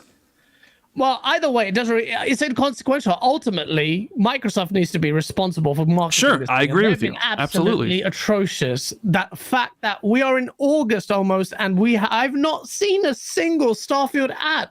No one knows. If I go to work, like my casual gamer guys, they all have seen Spider-Man's ads. I know for a fact. I see on buses. Contradicting that, though, do you know anyone that's never heard of Starfield despite it being a new IP? I mean, in our circles, it's slightly different. I mean, the masses, more like you need to kind of have on the trains, because if you want to get the masses on board, you need to market them. And I guarantee you, I'm very confident, because there's so many ads now. I saw quite a few on the buses at work. I'm just seeing it go by. Buses like, there's more, or the train, like under the tube. Everywhere I see the Spider-Man. It's Spider-Man, so it's a bit weird. But even if it wasn't Spider-Man, I know for a fact. Horizon. I saw a lot of Horizon. That's not mainstream in terms of IP. So loads of ads. Starfield is a big deal. You should be marketing the hell out of it. It's like a social thing. Space. I watched a freaking thing on Netflix on the bloody Hubble telescope. There's so many cross-marketing opportunities there. Starfield, space. You got aliens in the news. Aliens exist. Did you not know that? We found out last week. Aliens exist. The US government has announced they're aliens. Let me do this poll, actually. Do you believe aliens exist? I know this is slightly different, but 52% of you said you don't want a mid-gen console. You are wrong. You are wrong. See, half of your audience don't want it. And Phil did say to Bloomberg that the feedback they've heard is that people don't want a mid-gen upgrade. Bro, the thing that pisses me off is when Colt Eastwood was at the Illuminati Xbox dinner, and they had Jason Ronald there. Jason Ronald basically said to him, "Look, how many of you would buy it?" And not everyone said yes. He goes, "Look, even you lot would, and you're hardcore. Not all of you would buy it." And that was like, oh crap! Like if that's his mindset, then there's a chance that the mid-gen console may not exist. But I don't know. I think it'll be a fat L. The power narrative has been a massive L, in my opinion. I don't get resolution has been fine. No, it's been an L. Let me ask you this question, guys. Did having the Power Crown help Xbox this gen? Xbox hasn't had the Power Crown this gen. There you go. It hasn't had the Power Crown. If it had on paper, the Series X is more powerful than the PS5. Has it helped? What paper, bro? I'm just saying, but that was the thing. That beforehand, they need the... Paper, and you say it's 4-ply, and then it actually still like sandpaper and just eroding my penis away. Asa understands what I'm talking about. On paper, when everybody was talking about the lead up to these consoles, and Xbox had 12, and PlayStation had like 10, whatever it was, everybody was like, Xbox got the Power Crown, but we're 3 years in. Has it helped? Has it helped Xbox that they have on paper the world? Asa, what do you think? Does it matter? It's definitely helped a little bit, because why else has anyone bought an Xbox at this point? Oh, jeez. God damn. Hey, everybody who's an Xbox fan in this chat, Asa just said, why are you Xbox? Why'd you guys Series X? Everyone spam middle finger emoji. He just basically called out everybody who watches the show. Oh my lord! I feel personally attacked. You see that? Oh my god! Tony on the panel.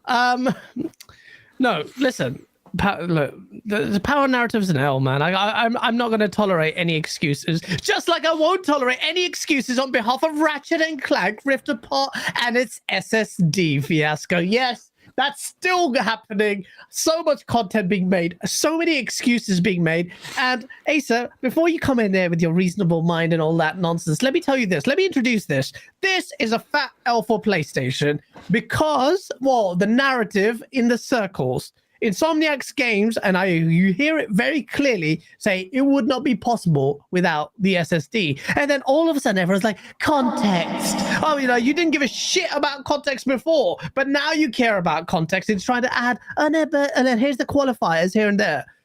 It was obviously, for anyone who has any genuine recollection of how this thing was marketed, how everyone approached it and latched onto this narrative, Ratchet and Clank Rift Apart could not work on anything but PlayStation 5's SSD or something equivalent, which at the time was so out there that you had Linus Tech Tips saying, hold on a minute, this isn't, you guys are getting carried away. So he got accused for being a PC fanboy. He was saying, oh, this is nonsense. Everyone was wanking off the PS5 hard drive, and Ratchet and Clank Rift Apart works on a hard drive, a basic mechanical hard drive. It works on your Steam Deck, for God's sake, bruv. So don't say, oh no, but there's a little bit of a delay between portals. So I'm like, so? It's not even that major. We talk about hard drives. You're not even talking about SSDs. We're talking about basic mechanical drives. You've had Alex and Fritanga be releasing videos, and I think, genuinely, it's a fat L. I think it's an L just generally in marketing speak. I think the equivalent of this for Xbox will be, other than this entire console, it will be Forza, Motorsport, potentially. I don't want it to be true, but ray tracing on track 4K, that thing on Xbox Series X might be an L coming in. But if Steam Deck can run it, if your mechanical drive can run it, don't give me this BS. And I got Portrock on cam at the time, receipts, shout out to J-Rock. He got him there. He says, oh, look at what's scalability. There's no scalability. You can't scale this. So it's an L. You got the receipt. That was a snapshot into the history of it. Console wars. I love it. Randall Thor 19. I know you sit there in the bushes and you might think, oh dear, I don't want to talk about this, but I know you love it. I know you masturbate furiously to this. Tell me what your take is on Ratchet and Clank. Is it an L? This SSD nonsense? Yeah, I mean, yeah, I guess. I mean, obviously, I think they went a little overboard on the marketing, for it. But they had a new console to sell. Yeah. This typically happens in this sort of stuff. And I remember playing like Psychonauts 2 and seeing some of the stuff they were doing, and I'm just being like, wait a minute. And like, all right, well, Ratchet and Clank, could this not be done on something that doesn't have an SSD? And it's like plenty of videos out there showing it that it can. So I don't remember what Insomniac's claims were. Were their claims like it couldn't run on a PS4 or something? I don't remember. The PS4 thing is some new thing that people are trying to change. Oh, is that a new thing? Yeah, like we didn't mention PS4. Everyone starts saying, "Oh no, it doesn't run on a PS4 hard drive." That wasn't even an argument in the first place. It was always, it's just the PS5 magical SSD Mark Cerny thing. Xbox couldn't do it. PC was getting rinsed at the time. And to add to that, and this is where Asa, you'll come in because I'll add a little bit more nuance. We've had Quantum Error, a game, and its developers who have, in my opinion, that doesn't add anything.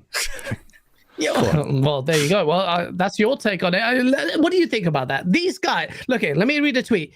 He says the current SSD in the Xbox is slow enough that we might have to put loading screens into the game between environments. Whereas with the PlayStation 5, it's seamless and doesn't need any loading screens at all. This is the developer behind Quantum Error. What do you take? What's your take on this? Completely disregard the stuff that the developers and like social media account manager, I'll say, for Quantum Error are saying, because they're clearly just trying to wave a ride of controversy and get some attention for the game that no one had heard of. Right, so ignore that entirely. But going back to the actual topic, the Ratchet and Clank Rift Apart, it's the SSD magical and all the rest of it. I think it's really kind of bad faith framing to say that they were lying entirely, because what we've always said going into it, when Insomniac came out and said this stuff about the magical SSD and all the rest of it, like it's only possible because of the SSD.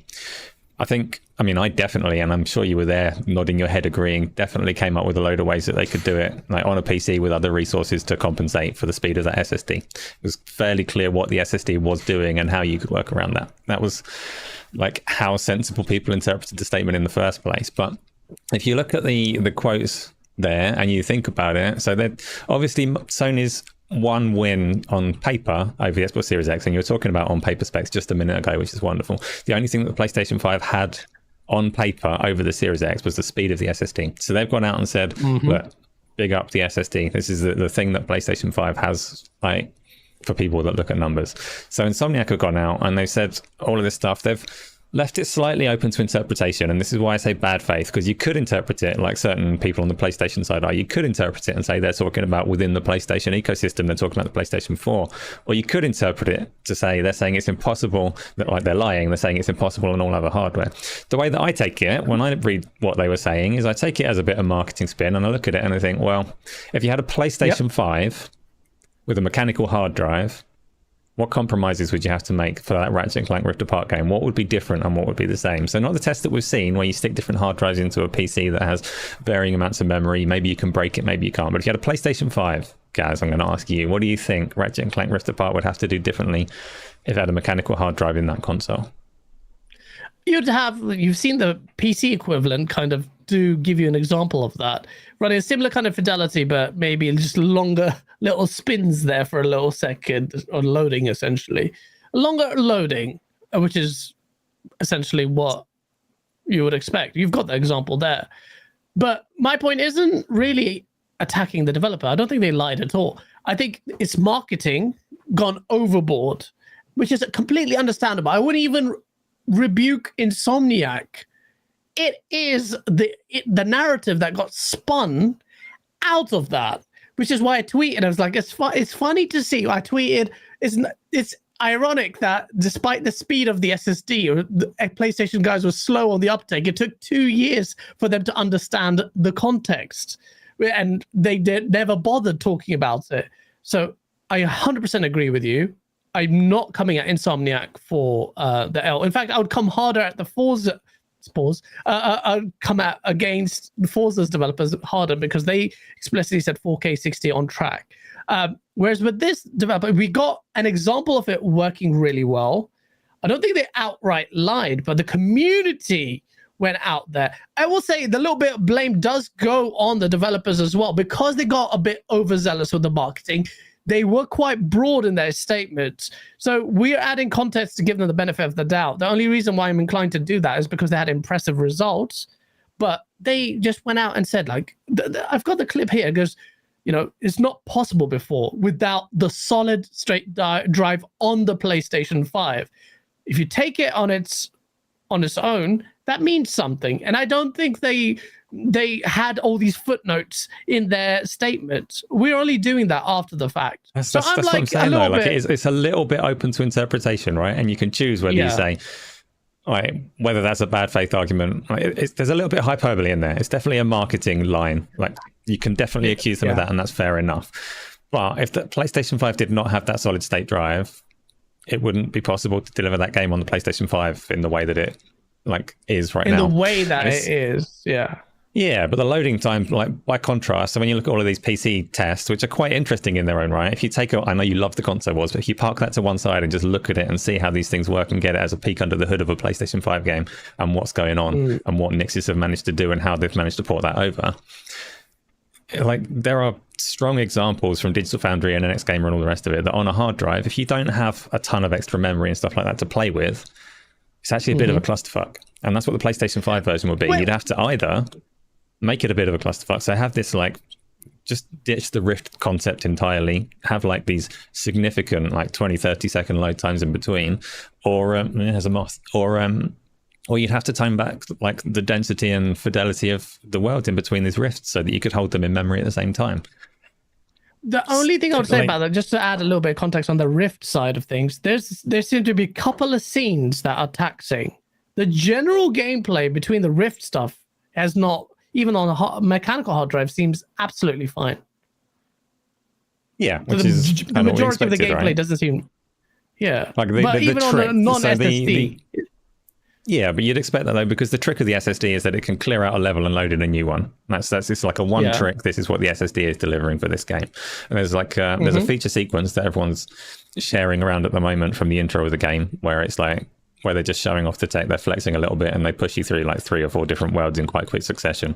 And there's a level later on where you start hitting a crystal to transition between worlds and all the rest of it. Every other mechanic in there is not really flexing the SSD. So when you see these like little portals that you can pull through, that's not flexing the SSD. When you see like anything else in there, really, like the little pocket dimensions, there was an article a while ago from a developer saying I could do those pocket dimensions on a PlayStation 3.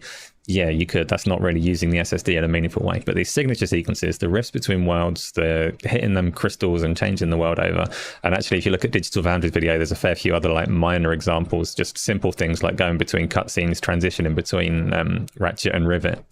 It loads in a whole world there. And on the PC side of things, even on an SSD, you get like a stagger and you get your audio out of sync. Little things like this, they matter.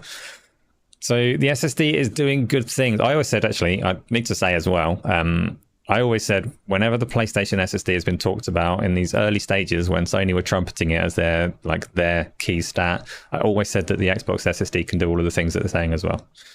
Numbers favor Sony, but the Xbox One is fast enough to do all of this, and I'll stand by that. Like Ratchet and Clank Rift Apart would work on an Xbox Series S. Wouldn't be the same as the PlayStation 5 version, but you could deliver those rifts. You could deliver its key mechanic on the Xbox side of things because it also has a very fast drive. And I like it. It's like one of the most exciting things about these consoles. But J-Rock made this point that actually made me realize, hold on, he's right. It's like, well, this game shows to you the extent to which scalability works. If Ratchet and Clank, that was the game we thought was impossible, a generational leap, is still working on mechanical drives. It goes to speak about scalability, and this nonsense about perhaps the Series S holding things back is rubbish, no? I have long said that I don't think the Series S is going to hold things back because, scalability is real. There are things that you can and things that you can't. The things that you can't are like fundamentals to gameplay mechanics. So the Rift portals are kind of an example of that. They are quite fundamental to the game. It would be quite difficult to scale them, and we've seen that in the PC performance. It's quite difficult to scale those things. The processor, like anything that you do physics-wise, world geometry, things like that, those are not very scalable either, which is why the Series S has those things in space very effective. The main example of a game that's proving difficult to scale to the Series S is Baldur's Gate 3. And it's split screen mode, and it's getting a lot of attention. It's making people doubt the Series S, but there are so few examples of actual struggles and games being held back by the Series S. So no, I agree with you. And I think that it's funny. I really like J-Rock's take on that, and I didn't even think about it. But you've always said that. You've always maintained the Series S is not. We've had, David Springate. He's the only tech director we've had. Oh, not had that many devs on the show, but he is a proficient one. Not just Defi, but he's working at Playground Games, and I take their word for it. It was nice to see the fallout. There's been, because it's open to interpretation, Asa, console wars, obviously, and we've had examples of people saying one thing or the other, and it's been amusing to say the least. And I like the fervor with which Fritanga and I know it's Alex are rebuking some of the strong takes on it, but there's a middle ground as always with these things. By the way, we did a poll, and 289 of you have voted. Shout out to 740 people watching. Hit the like button. 71% of you believe in aliens. Maybe I should have done that poll. Do you believe aliens have actually been here? Yeah, exactly. Because it almost seems like a mathematical improbability that there aren't aliens somewhere in this universe that we call home, right? Yeah. The better question would have been do you actually believe they've been here and that the government we actually live in a time where they were able to travel all that distance to somehow while you were alive and actually have UFO and alien bodies somewhere?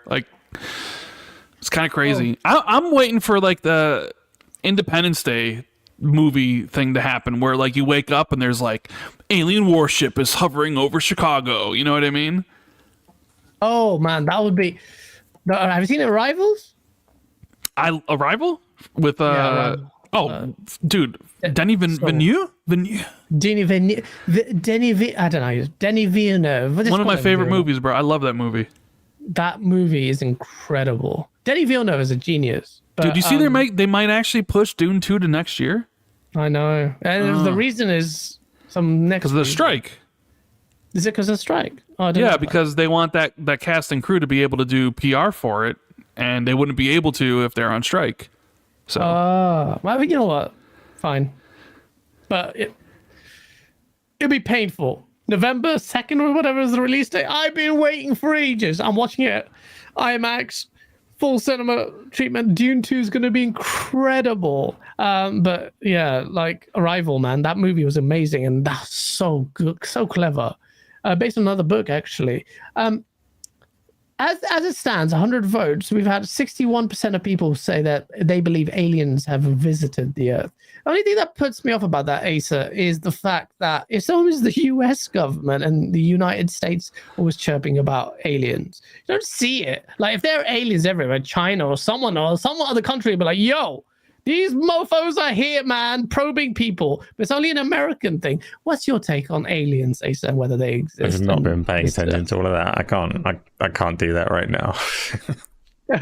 Well, U.S. Congress, they were grilling a member of the government, and they said that they believe that not only he had confirmed under oath that they had encountered they have encountered enemy, extraterrestrial aircraft. They found non-Earth biologics or whatever, some fancy word that made me like, X-Files. Is it tactile? That wasn't tactile. That use was fine. I find that interesting. Do you believe in aliens visited this planet? Me? It's a loaded question. Yeah. Rand can take it. I don't know. I don't know either. Well, Fons does. Fons says I think Fons believes he saw an alien, but I just keep telling him that was. That's just Zocker. Zocker the toddler. But yeah, okay. Consolidation time. Tencent acquires majority share in Techland. Tencent continues to keep buying studios. It picked up Turtle Rock Studios that made Back 4 Blood, which kind of sucked, and Lucid Games, which delivered the epic game Destruction All Stars. But Techland is a big get. No, should we be worried? Are you worried, Tencent, or is this now okay because Microsoft bought ABK? Just really quickly, we'll do the Tencent thing in a second. I just want everyone, if that poll up is still about have aliens visited Earth, if you haven't answered yet, just like if you're considering maybe it's true, maybe it's not, just bear in mind. Okay, vote now. Carry on. Oh, you're such a dick. What did Asa do? You put a picture of me that I sent to him a post hot chip challenge. True. On the toilet. You bastard, stop voting yes after looking at that picture. So some of you were withholding voting until you did that. You shits. Chat. Thank you for that. I have another relevant picture. I know I'm interrupting the flow of the topic, but when we were talking earlier about Starfield marketing, so AKW sent me a message as well, which is a picture of a Lucozade bottle or box or stand with Starfield marketing in the UK. So it does exist. I'm looking at the picture. Oh, it's right. Bruv, why do you hide the game behind the bottle? Like, that's terrible marketing. But at least they're trying something. I couldn't even see it. I was looking at it. Like, where is it? Oh, well, Lucozade are doing it. Actually, funnily enough, Lucozade, I remember Tomb Raider 2 or 1 back in the good old days. I remember the Lucozade ad had a little CGI Lara Croft, the triangular tits just going, it's on TV. You would remember that, Gas. Everyone remembers the triangle tits. Don't even deny you don't. That's true. You know you do. Tencent, I mean, what can we talk about it? Techland, they shat the bed with freaking Dying Light. Apparently it's really good now. I'm not going to play that. I mean, I thought it sold well, didn't it? Didn't it do well? Decent, apparently. It did sell decently, but obviously review-wise, it didn't hit the source. Are you, like, Colt is a big fan of Techland and Dying Light, but Tencent buying it, I don't know whether that's going to be good or bad. I think Tencent are a faceless corporation. They're all corporations, but Tencent doesn't. There's no. I feel like there's no accountability, no public-facing thing about it. So it's like anything that I'd rather Microsoft get ABK, and I'm sure ponies won't, but most people should rather Microsoft or Sony or Amazon than Tencent. Tencent just, I don't know. They don't do any. Wait, I say that. What's his name? Who's part of Tencent now? Who's Sony? Ex-Sony guy. Sean Layden. Jack Tretton. Yeah. No, not Jack Tretton. Sean Layden, yeah. Sean Layden, man. He's a nice guy. Yeah, he doesn't seem to chirp a lot about the company that he works for. Why is that? Is he morally conflicted? Well, he's like a consultant or something. Oh, is he? Oh, okay. I thought he was like head of like, yeah, he had this weird announcement. Like he had some pretty broad. And this is why companies will continue to acquire, because Tencent is going to continue to do what they do by either outright buying him or getting some sort of minority stake or majority stake in there, and they're just going to kind of have their tendrils in a lot of stuff. I mean, they make the most money. Like when you break it down revenue, Tencent's number one. Yeah, and they don't even have a console. I know some people are worried that like, oh well, what if they make a console and then all the games from all these studios they own would be exclusive or whatever? But I don't really think that's what they want to do. Yeah. So this is why Dorian Gray says his favorite publisher is Riot, and Tencent has been good to him. So they own all of Riot. I mean, hell, they own 40% of Epic. So they got their hands in a lot of stuff. Yes, they do. Yeah, this is why Sony's going to buy more, Microsoft's going to buy more. It's just this kind of battle of getting content so you can make money. And did you see what it is. Did you see the MBG tweet out? Sony have hired someone for, what is it? Here we go. Inorganic Sony's growth. hiring for a manager. Yeah, for inorganic growth opportunities. Well, I thought only Sony did organic growth. This is impossible. Well, I thought it was all. The ad says inorganic growth opportunities through acquisitions and investment.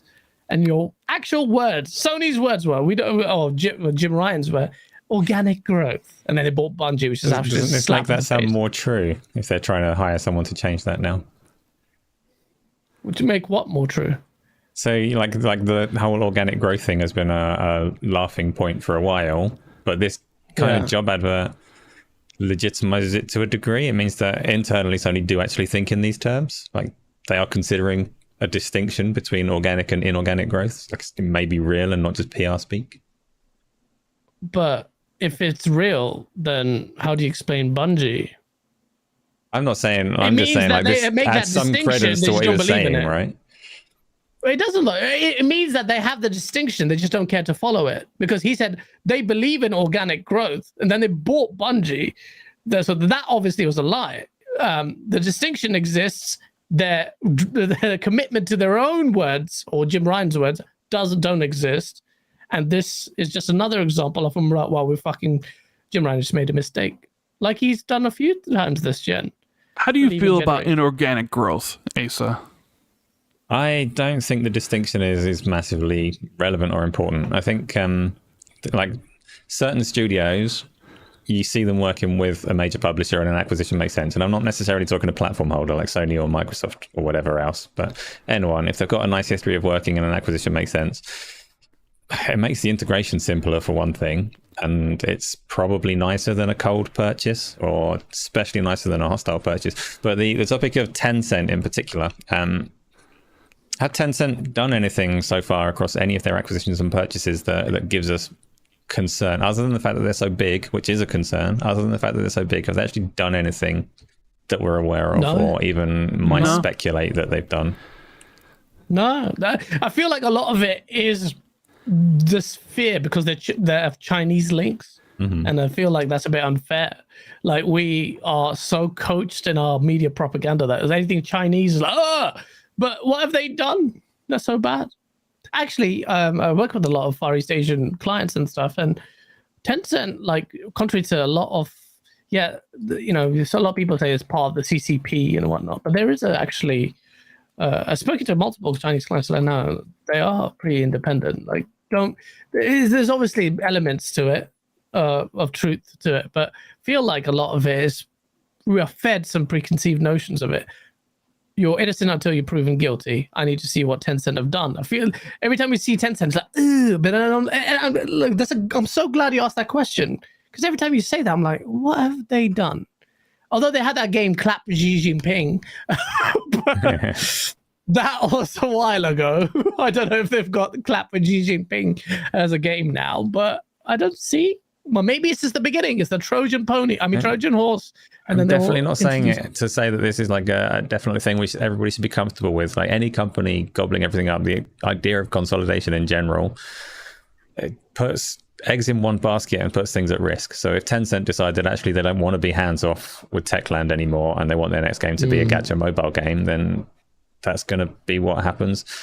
And you don't want that level of control to be like stuck all in one place. And that's the same concern that people have when Microsoft gobble people up or anybody else gobbles people up. It's not so much that they're behaving badly now, it's just that they might change their mind at some point. So it does have downsides to it. It has advantages to it as well. It has money flowing around the industry that we like. So pros and cons to everything.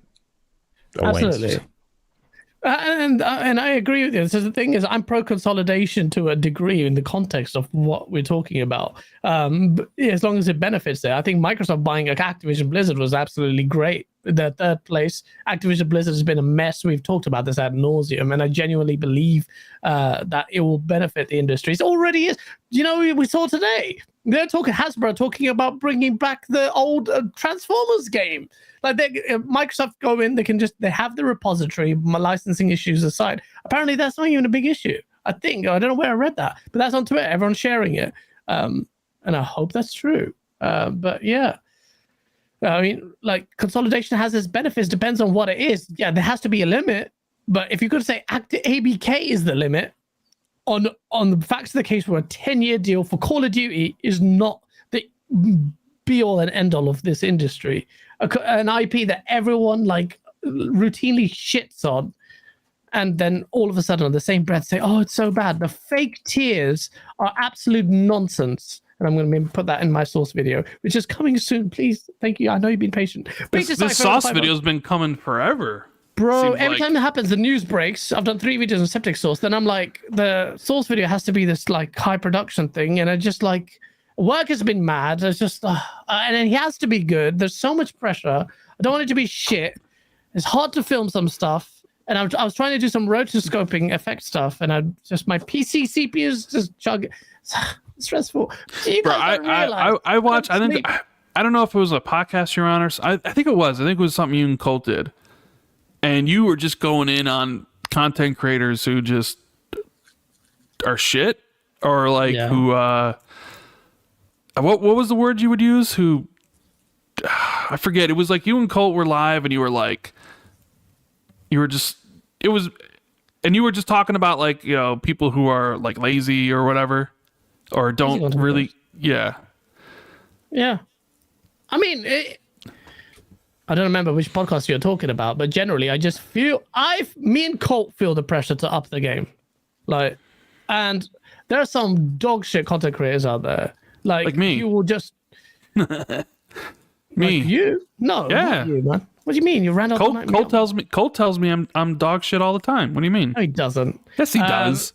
No, he doesn't. He says he's like, do some more editing here and there, but that's Colt. But your videos are not terrible. What are you talking about? Your whole podcast, everything is fine. I'm talking about some really low effort stuff, and they don't even care. They're unapologetically poor, and then they demand more support or more money. And I'm like, do you not feel the pressure? Every super chat is pressure to deliver something. Like, honestly, every super chat, every support, every view, even if it's not money or not, is pressure. Like people's time. Even if they're not paying, I feel like it's pressure. But I don't know. There's a different mindset. Maybe I'm wrong in that. YouTube is not meant for that, I guess. Beta Cypher with a $5 super chat. First time super. great show as always, gents. And even though I'm a pony now, according to Rando's Twitter, I still love seeing y'all all love. Thank you, Beta. It's nice to first time you didn't need to do that, but it's nice to. I've seen you here a few times, Beta, or maybe on Twitter. We've just been making memes. Pony or not, you're welcome here. Just bear in mind, despite my bot antics. Face 23 Brooklyn, New York. Thank you for the $20 super chat. I don't know if this is the one you had to repay. I don't know if I misread or lost your one. Paste it in chat if I have. But you say, Huggy Channy says that Sony can't buy a publisher because their market share and market dominance. Thoughts? I disagree. Depends on the publisher. I mean, they can buy a publisher. I mean, just because they may not have the capital, like ABK was an all-cash deal for Microsoft, right? Microsoft has the capital.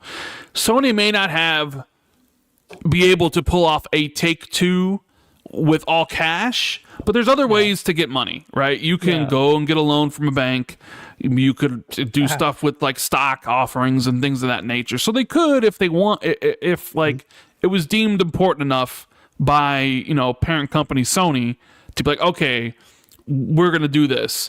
And I mean, there's different levels of publishers, right? Yeah, there's Take-Two up here and EA, right? But then there's stuff like a Sega. There's stuff like a Square Enix. There's, Paradox and stuff. Like, there's varying degrees of publishers, and they're all varying degrees of capital that would cost, right? Like Sega's probably, I don't know, I haven't really looked at it, but Sega's probably like $3 bills, $4 bills maybe. Yeah, I'm sure Sony could afford that. Yeah, then maybe they take out a loan for it or whatever, but I'm sure they could. Take-Two, because everyone has this sort of, I don't know, want to call it pie in the sky thing of Take-Two is next. Oh, Microsoft, you just woke the beast, the slumbering beast that was Sony, who's been acquiring studios as much as Xbox has, just not publishers. That suddenly Sony is now going to purchase Take-Two, right? Is that a realistic thing? I don't know. I did hear that a while back that Take-Two was looking to be sold. But then again, I think a lot of these companies are looking to be sold, right? They see the money being thrown around. I mean, even at the court case with ABK, when Bobby Kotick was on the stand, and how he said he doesn't like Game Pass because he thinks it's value destructive. And the judge asked him, like, well, why are you selling your company to Microsoft then if you don't like Game Pass? And Bobby Kotick was like, well, shareholders like I need to do what's right for the shareholders and their money and their return on investment and stuff, right? And, you look at it like, well, why would these companies sell? It's because that's the end goal of some businesses, is to essentially sell to somebody else and get the value that your shareholders have invested and pay them out. So you have a company like Capcom right now, killing it, right, Gaz? Like, doing the best they've ever done. Their stock price is at an all-time high. Yep. Maybe now's the time to sell because you can get the most for it. Exactly. And now you actually have buyers. You have Microsoft out there purchasing. You have Tencent always out there on the prowl. You have Amazon lurking in the wings, maybe looking to make a big splash. You have Sony, who's clearly like, do we need to respond to this? We have 23 studios now. We've increased our partnerships. Do we need to make a big splash? Like, you don't know what's going to happen. And it's mostly because some of these companies might feel it's time to get our value. Like Take-Two's value now is really high because ABK is being sold. And maybe Take-Two's like, all right, it's time for us to get out of here. It's time for us to cast a check, right? Strauss Zelnick was a big proponent for consolidation. He was backing Microsoft and the general idea of consolidation quite strongly, actually. That all suggested to me that he was positioning his company to be. Let me ask you this, Asa Gaz. How would you feel if in, say, the next 5 years, so say by 2028, right? You have Xbox, they have Bethesda, they have ABK, and let's say they buy Sega, right? So they have 3 publishers under their wing, right? But let's also say by that time, let's say Amazon purchases EA. Let's just say, for hypothetical scenario, Sony purchases Take-Two. So let's say in 5 years from now, EA's gone, Take-Two's gone, Sega's gone. How would you feel about those bigger publishers essentially being absorbed by a console manufacturer 5 years from now? Is that a concern? Is that a worry if you're looking at some of the biggest ones being taken off the board? Is that something that... Personally, I actually really like that. I think it would just... in the gaming space, I think it would be great. As much as it would be suck as like a one-sole console owner, I guess, it would just put such a pressure. Amazon is not really a platform holder, but that's just for argument's sake. They got Luna. What are you talking about? Luna's fucking dead. Okay, well, let's say in the future Luna's actually viable and they're using this consolidation to leverage and exclusively produce and have their games. Luna's a bit weird because that is, I don't know what they're gonna do. Cloud. It's hard to conceive the idea. But what if they just remain multi-platform? Right. Well, that's fine. I mean, doesn't make. Well, I'm just saying. I mean, how would you feel if, like, all of a sudden all the publishers start taking off the? Asa, how would you feel? Would you be like, kind of like, this is kind of bad, this is okay? You would need to see like what would be implemented. I don't want to like overly get ahead because I'm sure we'll talk about it in a little bit. But Square Enix is a good example. They've just made a nice little deal with Microsoft to bring games over to Xbox. It'll be a topic later, but as an example of a publisher that is able to act under their own interests and whatever, they can make deals with whoever they want and they can bring games to more platforms. I'm a fan of that. Gaz loves platform exclusivity and console wars and stuff. I'm always less of a fan of it. For me, if these publishers are free to make deals with whoever they want, like for me, Activision Blizzard King, all right, if they weren't bought by Microsoft, then Sony could start talking to them right now about a PlayStation VR 2 version of Call of Duty. That would be a good thing for me. They're owned, so it means I can get Activision Blizzard King games on Game Pass, so that's a good thing for me. There's benefits either way in that sense. But I would not be happy to see, like your examples there, Amazon and Apple and that, if they start acquiring publishers for the sake of keeping content locked to more and more platforms so that I have to subscribe or buy more and more platforms just to access the games that I could otherwise have got in one place. I'm not keen on that. That doesn't work in my best interest at all. Yeah. How about you, Gaz? On that take, that is just good because that's the more insidious side where players don't have long legs in the gaming space like Amazon or Apple force you to Netflix maybe even buy somebody. Netflix is Netflix even like, are you forced to subscribe? That's not great.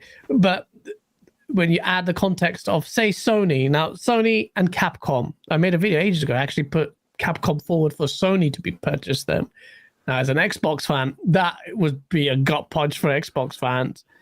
But for the general health of the industry, I would actually really enjoy seeing the spectacle of that in terms of the health of the console space. I think it would there's potential. I guess it's harmful because it's depriving Xbox gamers of Capcom titles. But what it also does, incidentally, is add pressure on Microsoft. If you look at something like Capcom's suite of games, fighting games, you have Monster Hunter, you've got Resident Evil survival horror games. That's been taken away from it. Now they all exclusively come to freaking PlayStation, gets Dino Crisis, gets like Capcom for me is the one that everyone should have purchased. I don't fuck ABK. I would have loved if Microsoft purchased Capcom. That to me is the goal. There was rumors that they almost did. Well, no, I mean there was rumors that they almost were purchased back before Monster Hunter World became a hit. Yeah, because they were in a bad way. Like even Sony helped them with Street Fighter 5 to make it happen. I mean, hell, like even like Bethesda was clearly looking to sell themselves, right? Yeah. I mean, they sold exclusivity to Deathloop and Ghostwire Tokyo, and even thinking about selling exclusivity to Starfield. Like they clearly wanted it out of the game, right? There's a point Capcom wanted out of the game. They were at a low point. There's even like Ubisoft right now. Right? How Ubisoft is essentially like maybe looking to take on I don't know, it's just a turbulent time, right? Like for Ubisoft, definitely. They would love to be bought right now because there's all like a hands on deck at Ubisoft. And anyone But nobody wants Ubisoft because they got too many employees. Yeah, well, Amazon can buy them. I don't give a shit about Ubisoft. Just to tackle BG's point, he says it puts pressure about the chat we're talking about to buy stuff, not create or innovate. I think it puts pressure on the opponent on the losing side to really put to create and innovate. Take ABK for instance. If Call of Duty, it's slightly bad example because Microsoft has been forced or generously offering it for a decade. Beyond that, who knows? Sony 100,000% is feeling more pressure of its internal suites to try and deliver on its gas model and a multiplayer offering. You know this, BG. You have been begging PlayStation to deliver on the multiplayer front.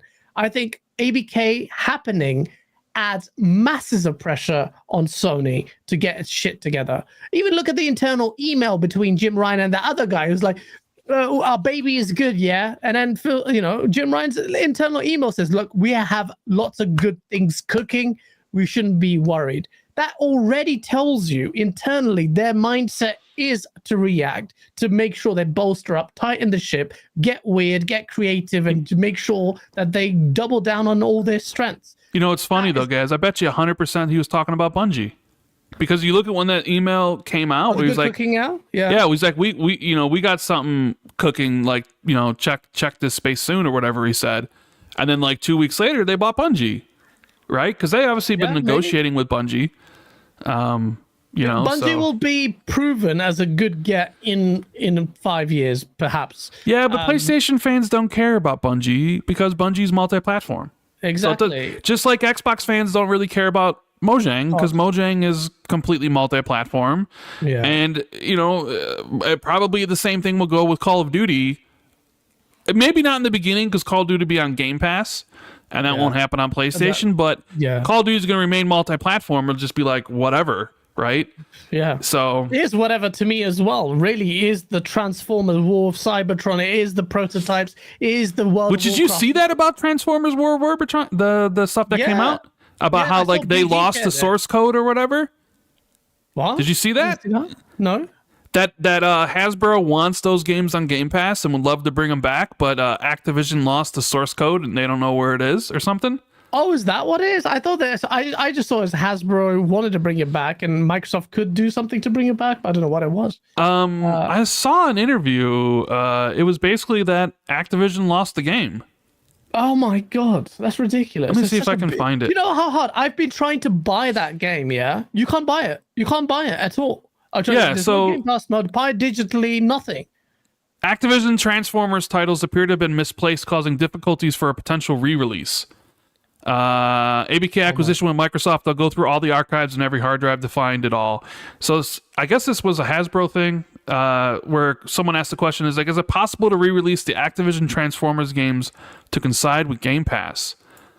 And they said, sadly, apparently Activision is not sure what hard drives they're on and they're building. And when a company eats a company that eats a company, things get lost. And that's very frustrating. Hope is that now with the deal is moving forward with Microsoft and Xbox that they'll go through all the archives and every hard drive to find it all. Because an easy Game Pass ad, we want those games back up for people to have a chance to play.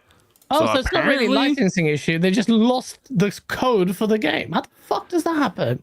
Okay, well, Microsoft hire some interns, go in there, just run through the archives with a fine-tooth comb. I mean, supposedly that's what's wrong is that, they just lost the game. There was I think there was something about one of the Final Fantasies that they lost. Maybe it was 8 that they lost or something. It's 9, I forget. Was it 9 that they lost? Yeah. I think it's 9, and I think Bloodborne is lost as well.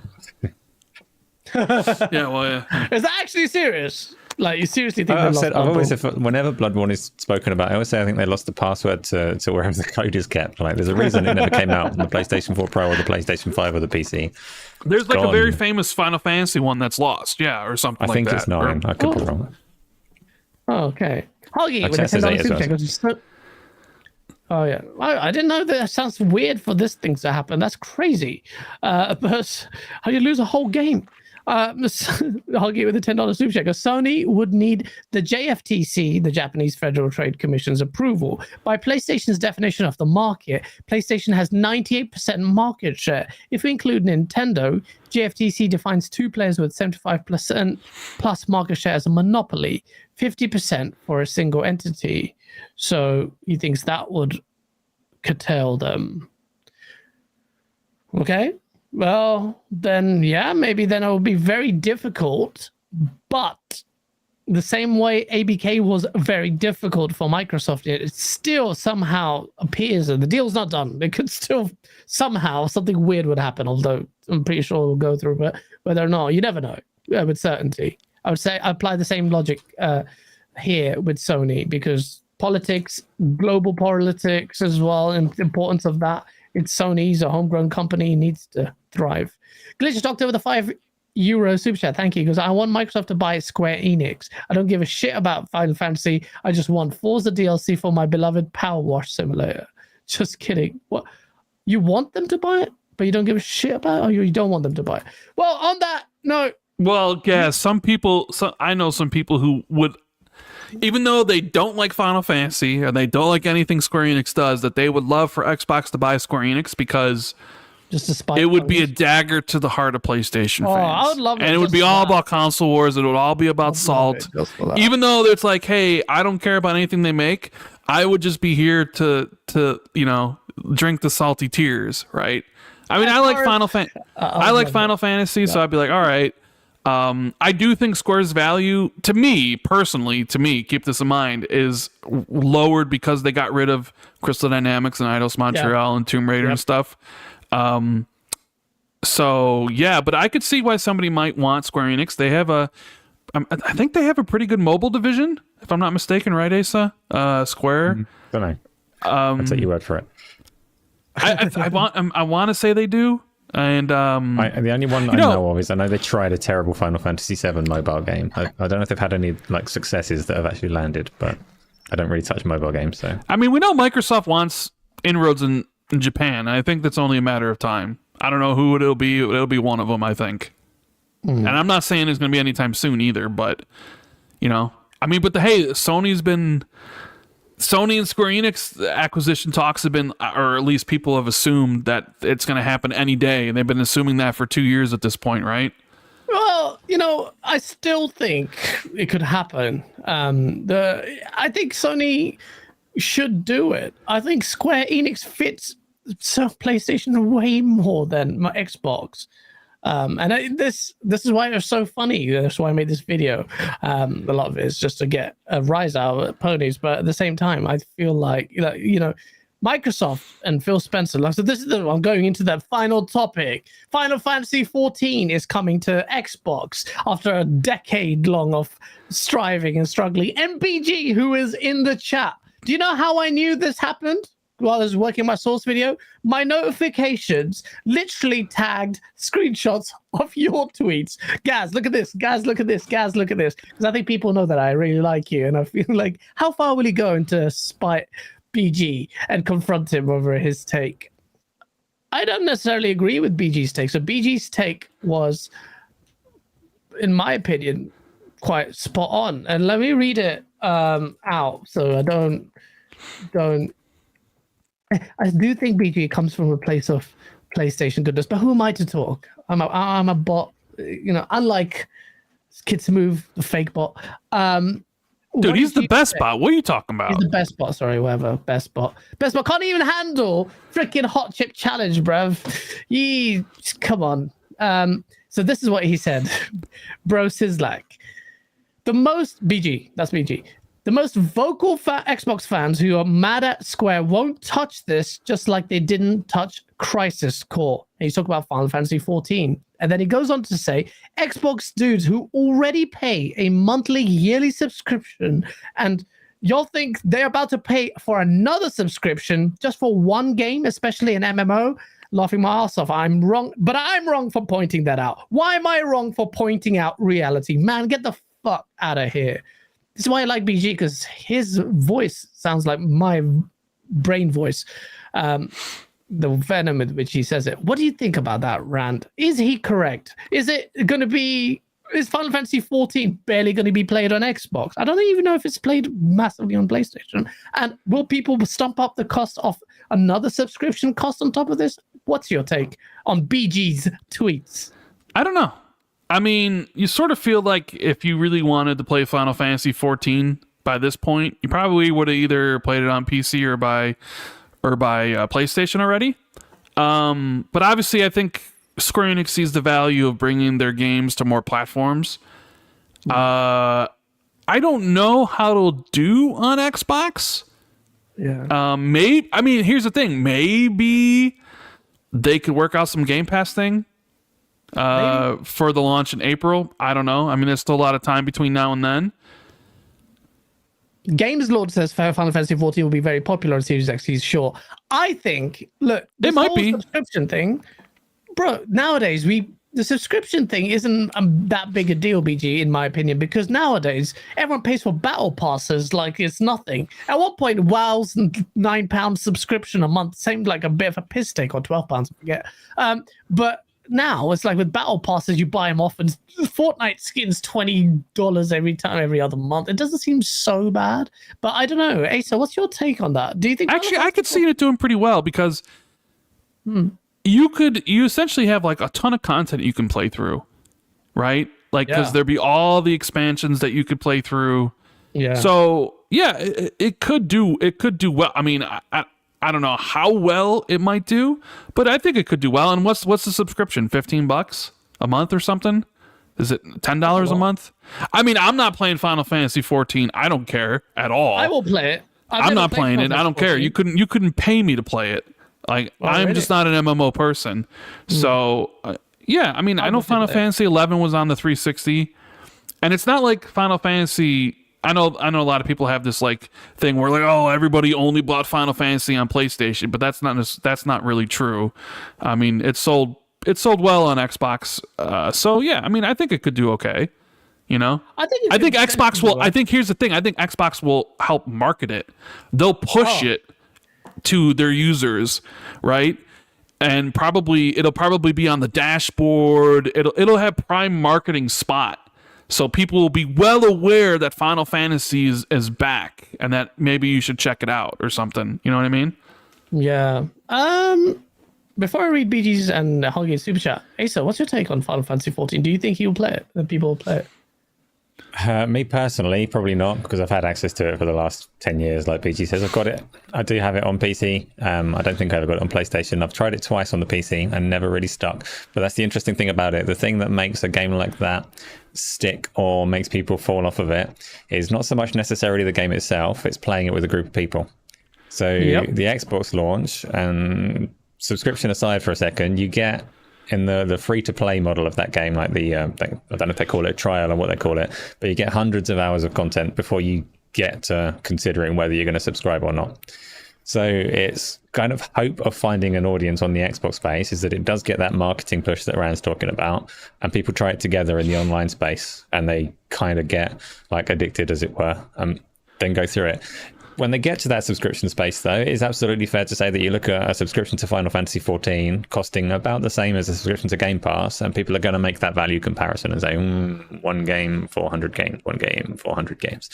And some people will find that value. They'll say, well, I'm playing Final Fantasy 14 like every day with my friends and I love it, so I'm going to get all these expansions. I'm going to play the game. It will find an audience. It won't do massive numbers, but MMORPGs have always been kind of niche in that sense. They get a surprising number, and they all pay monthly or sit there in the cosmetics shop buying like pet sheep and Moogle hats or whatever. I don't know. I don't really know what's in the shop for Final Fantasy 14. It's the most off-putting thing about it for me. No, the intro sequence is the most off-putting thing about it for me. The fact that it has a shop, sorry? It does have a shop? Yeah, this is the reason I don't play World of Warcraft. So World of Warcraft has a subscription. I'd be happy to pay a subscription for a quality MMORPG. It's a genre that I love, but I'm not happy to pay a subscription for a game that also has a microtransaction stop, services, and all of these other things that you can buy. I don't know how bad that is in Final Fantasy 14. Gaz, what's wrong? Why is your face and hand you things? froze there for both of us, I think. Oh, I'm all right on the stream, I think. You're so fine, all right. Yeah, sorry. I panicked. Sorry. You froze for a big chunk there, and I'm like, oh, my PC's gone? I looked at down, and the stream was still working.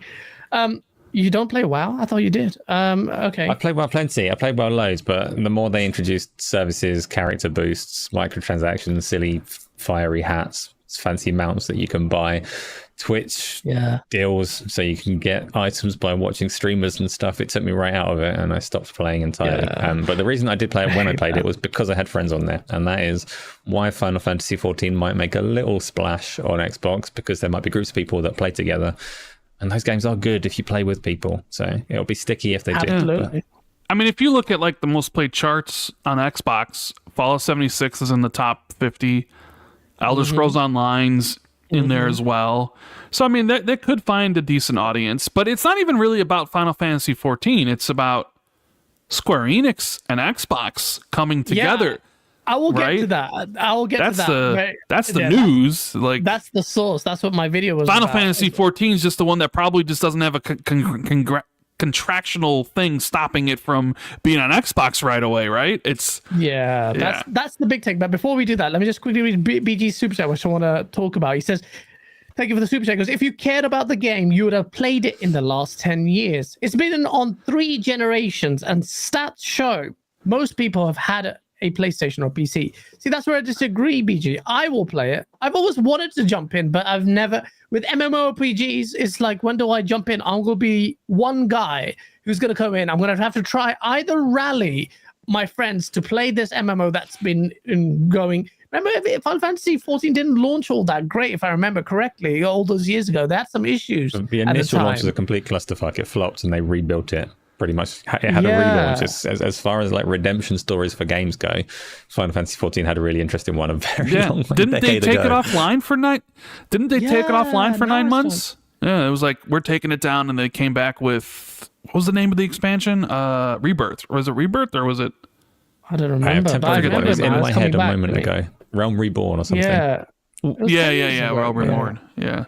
So that was what's happening. Now, I'm actually excited. Now, I don't know what the game is about. Like, some of the stuff you mentioned, if it's like, like trademark Final Fantasy stuff, if it's coming at launch on Game Pass or whatever, like just launching on Xbox. And then another game like this was, what was it? ESO? No, not ESO. There's another game that you like on Dreamcast that was an RPG that was really good. Fantasy Star Online. What are we talking about? Fantasy Star Online. I tuned out. Why are we talking about Fantasy Star Online? I want to talk about Fantasy Star Online. Yeah, Fantasy Star Online came out on Xbox a few years ago, right? And I wanted to play it. How many years ago was that? It was a long time ago. My memory's all fluffy. You're talking about 2, like New Genesis. 2, Evo, yeah. When is that? Has it come out? Or did it That was like a couple of years ago, a year or two ago. It wasn't ages and ages ago. But I wanted to jump in then, and I just didn't get time to do it. But those kind of moments are really important for me. And I remember that. I'm like, and I missed out on Fantasy Star. Would it be good for me to jump in? With Final Fantasy 14, I'm going to watch some gameplay for it. If it does look good, you won't like it. And it's coming on Xbox, I will definitely try it. I won't like it? You don't think I will? Like it? No. Is there any PvP? Like, that's all it has. It's less accomplished PvP than World of Warcraft, I think. And it's not open. Really? I don't think the world. I should stop talking because I haven't played it for a long time and things change. But I don't think you'll like it, especially not if the intro is the same as it was when I did play it. Okay. And then you'll be like, BG says, I guarantee I won't like it. I can see where my eye was burnt now. Sorry. Yeah. Carry on. Oh yeah, I can see. I just saw me on the screen and was like, oh. Yeah, your eyes proper red. Yeah, you can die on screen. It's fine. No, don't. Huggy Channy with the $10 super chat. Square Enix totally does not fit. So does not fit with Sony. Oh wow, their games are not the same formula as PlayStation's. Huh? Square Enix would have to give up on most of their games and just do Final Fantasy and Kingdom Hearts. Much better fit with Game Pass and Xbox. I mean, Square does release a lot of stuff like Dialfield Chronicles, and they got the Mana games, and they have like Octopath Traveler, right? I mean, they do release a plethora of titles, some that you may remember and some that you don't, because some are good and some aren't. But obviously, they're mostly known for Final Fantasy, and like Final Fantasy 16 was very much, in my opinion, Sony influenced. I could definitely see the influence that PlayStation's first party, over the shoulder cinematic experience has on Final Fantasy, and they took it and they ran with it, right, guys? I mean, you saw some of those boss fights, right? And some of the things that happen in that game. I need to complete that. Actually, it's such a good game. Such a good spectacle. Game week. I guess what Hargeet's saying is that we already know PlayStation wants certain thing. They want live service stuff, right? And they want like the big single player cinematic AAA experiences. They're not really interested in small stuff anymore. Like that's why the developer of Concrete Genie was shut down. That's why like Sony Sony Japan was kind of I wouldn't say shuttered, but they mostly went to Team Asobo, the ones that did kind of more experimental games like Gravity Rush and stuff. Yeah. So Sony's looking for the big stuff and big live service, where a lot of Square Enix releases are.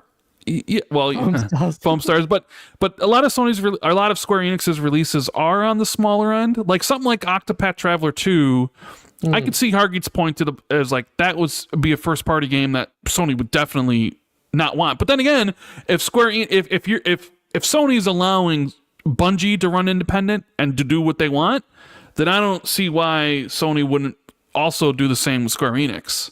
Just like how Xbox is doing the same with Bethesda and ABK, right? So, I think that if they bought Square Enix, they said you can do whatever you want as long as you make it exclusive. So if you don't churn out the games you want, it's more like a prohibitory thing. It's like as long as your RPGs aren't going that way. But there's a lot of money there, so they can't just like throw all this money and say, okay, just don't make games. I don't know. Huggy, I take your point on board. I've always had a lot of, I think they have a lot of synergy, a lot of history, and I see other RPGs fitting in. I think Square Enix like to play to their strengths, but yeah, if there's other games, I don't know. That's fair enough. Square Enix Cerebral is like... with... Sorry. Just before you get the super chats, do get them and try and get Games Lord had one missed earlier as well that I've been trying to recover, but I don't know if he's given it to us yet. So Games Lord, please just tell us what was missed because we can't recover it. Square Enix though, they're talking to Microsoft. Obviously Final Fantasy 14 is the start of it, but they've both been very clear. Phil Spencer and I can't remember the CEO's name of Square Enix. They've been very clear that it is the start of like many new things between this relationship with Xbox and Square Enix. So future games will, you sent it to me, thank you, Isla. Future games will be coming to Xbox wherever possible, so where there aren't already contracts locking them down, and I'm sure they're still open to new contracts as well. This is all good news, but Square Enix in the recent past have been a disaster of a publisher. So never mind what they did with their Western studios. I liked for a time that it looked like they were going to become more focused on their smaller games, their Octopaths, their Deerfields and things like that. This was an encouraging little move from the previous CEO. And then he said, yeah, we're going to double down on NFTs.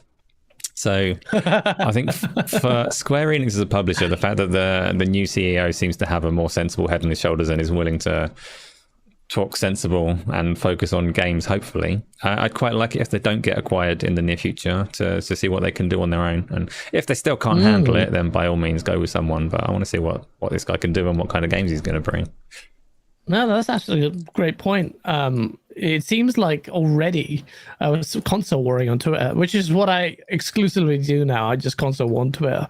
But when I was doing it, there was a bit of like truth to the point of new CEO steps in, and this happens, which we're going to talk about before we read Cerebral Assassin's $5 super chat, sending some love with dollars to the man Gaz. It goes to the channel, but thank you, Cerebral, man. I appreciate it. Robbie NH. Robbie, shout out to you, man. Thank you for being a member, man. He goes, Final Fantasy 14 on Xbox is a big W. How ironic the moment Square Enix get a new CEO in Takashi Kiryu, which I was naming now, I know, thanks to you. They can do business. The PlayStation grip on Final Fantasy is gone. I don't know if it's gone, Randall Thor 19, which is what my video was about, but it seems like this, look, the body language between Yoshi P and Phil Spencer, it didn't look forced. It didn't look... Yoshi P at every moment, if he could, he would touch Phil Spencer. He'd stroke him by the shoulder, his arm. He's just like, they called each other friends all the time. Friend, my friend, my friend. They'd be talking in the background a lot. They talked about, and he said, look, Phil Spencer helped out so much. Not him, well, he did, but they were so helpful in getting Final Fantasy 14 to work. I don't know what that work entails, but they worked really hard to get Final Fantasy 14 to work, that he felt compelled to have Phil Spencer out on stage and present what he did. And Phil Spencer then comes out on stage and he says, look, there's a lot of synergy. You put player in the center of everything you do, which is just like marketing, blah, blah, blah. But the point he did say, look, he talks about the future. And this is a sign of us working together in the future. And all of this, all of our work put into getting Final Fantasy 14 to work on Xbox, on bring it to Xbox, and going out of your way to make it happen is just to invite, to open the floodgates, to be as friendly, conciliatory as possible to get Final Fantasy. And he says Final Fantasy is big for Team Xbox. I'm paraphrasing, but that's what he said. They are desperate, and Phil Spencer has explicitly said just a few weeks ago they're trying really hard to break into Square and build a relationship. And it looks like now Sony might just acquire them tomorrow, in which case he's like, fuck. But if they don't do that, and this new CEO does get time to breathe and Square Enix flourishes, Microsoft will then reap the benefits of that. And this looks positive for Xbox because Square Enix has eluded them. Japan has eluded them. I'm not saying it's magically going to get fixed overnight, but it has eluded them. And things look serious. And that's what my video was about. The people are like, what do you mean? And the console war. And the console war. 90% console war with the 10% truth. And the truth is, this is like breaking the status quo. In my opinion, it's just, or an indication at least that that's going to happen. Randall 19. Am I just making a mountain out of a molehill? Am I just reading into it too much? Is this just going to be Final Fantasy 14? Or do you think this is something more significant? And you, Asa, for bringing up Foam Stars of all as I'm lyrical as Square Enix, he puts Foam Stars Xbox fans are going to be living the dream in Foam Stars. No, I think it's more than just Final Fantasy 14, right? That's just like the first game. Because I think they've been working on that for a while. Hell, they even talked about that game years and years ago, and it never came. And right, like, if you would have said like 5 years ago that at some point Xbox is going to have Yakuza and Persona and Final Fantasy, I've been like, no way. Right? Yeah. Final Fantasy was there. Like, 13 came to the console, 13-2, 14 skipped, but 14 was there. And then all of a sudden, Sony went on a buying spree and they bought, Final Fantasy VII Remake and the two sequels and Final Fantasy 16. And then some weird stuff started to happen, like Octopath Traveler came to Xbox, but then not Octopath Traveler 2. A lot of Square Enix's games would miss.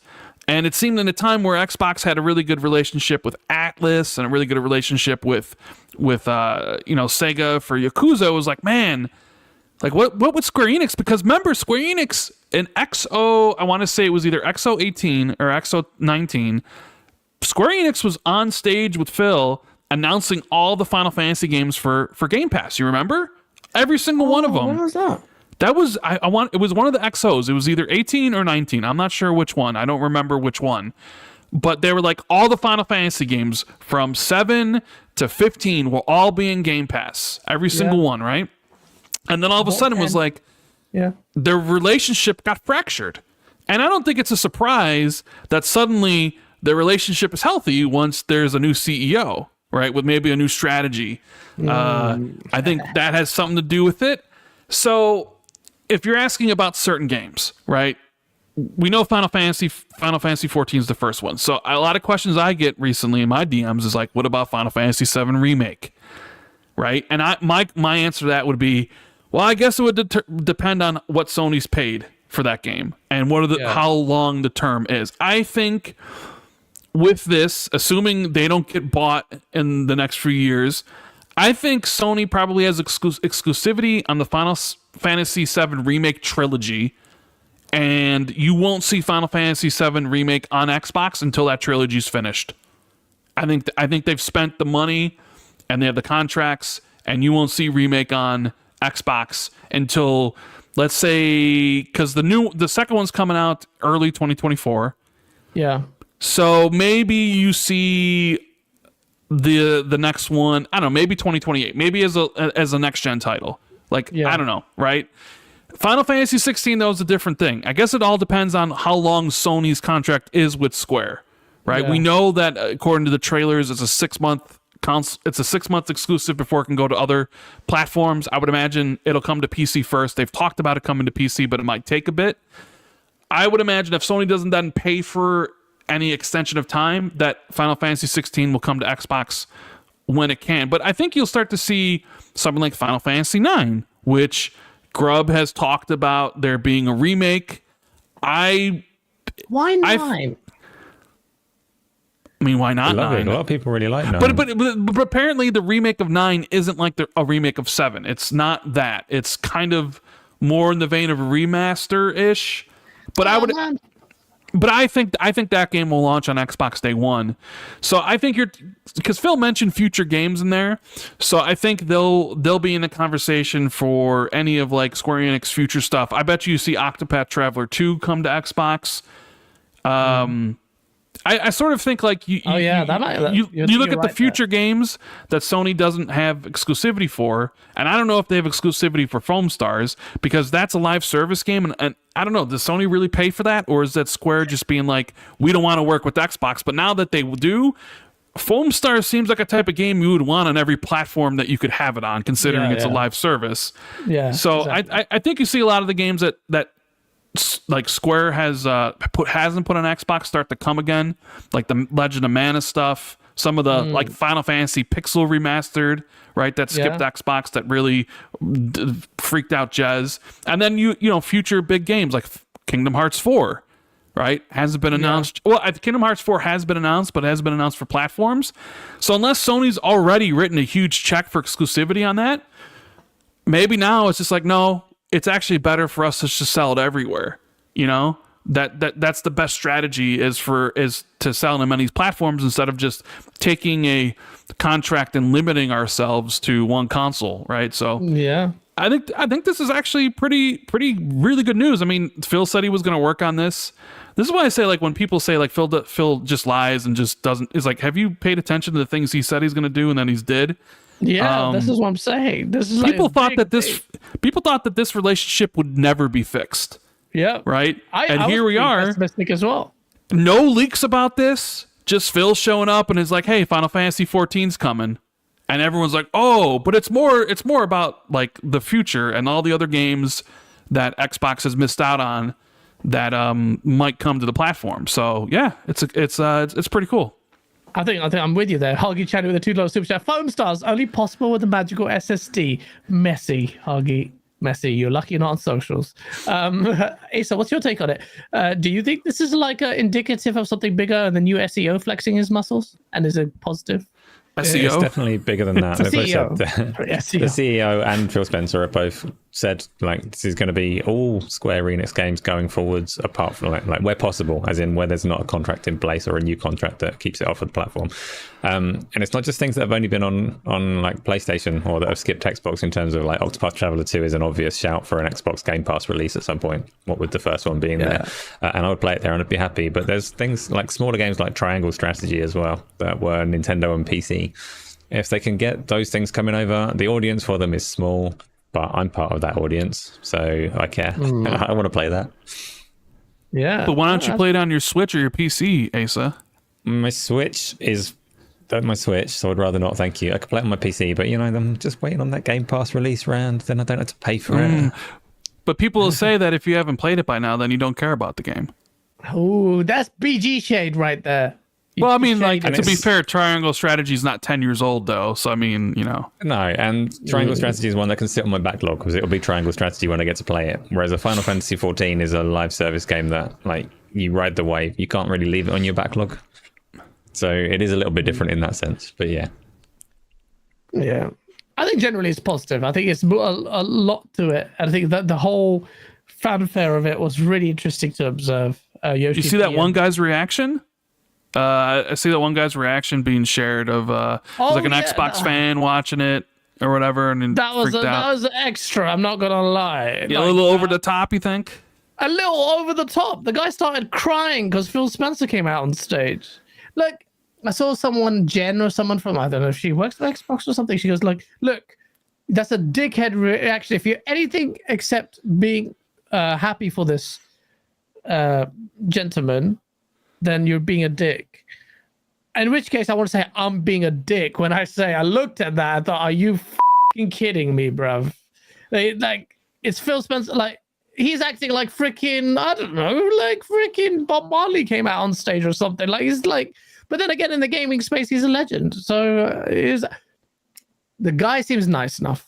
and I read a thread. He was asking for games to be multiplayer or whatnot. But my first, and I'm being completely honest with you, I looked at that. I'm like, you fucking serious, bro? Is this parody or is this serious? Does that make me a dick? Yes, it does. You're entitled to be happy. I find it weird, but that's okay.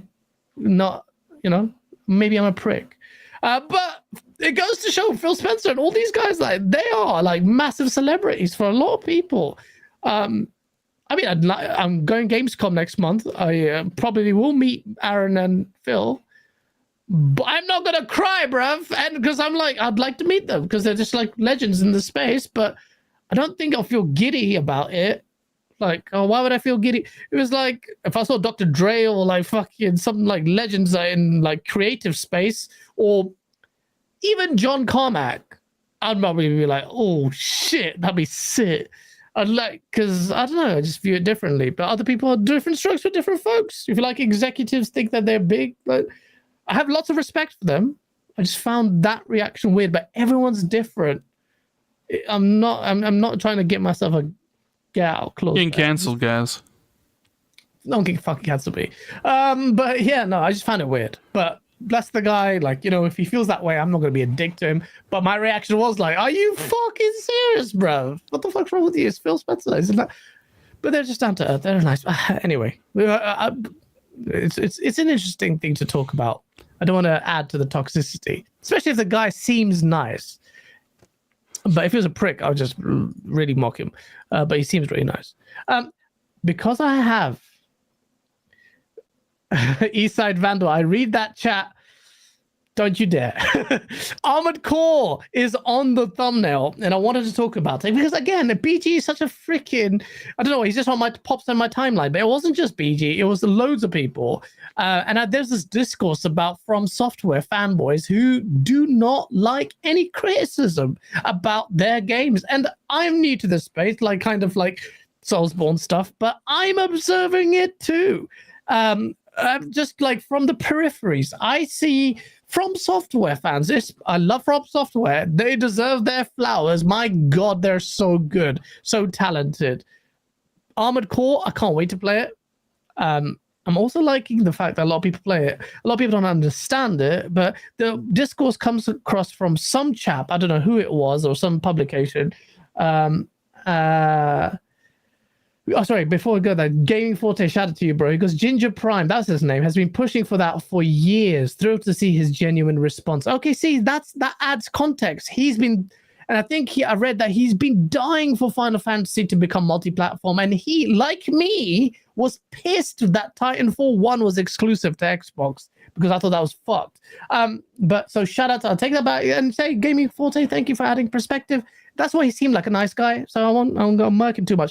Armored Core looks great. Someone said, look, it's just in there scathing, not even scathing, they're just remarking. They said, look, it's a great game and all that.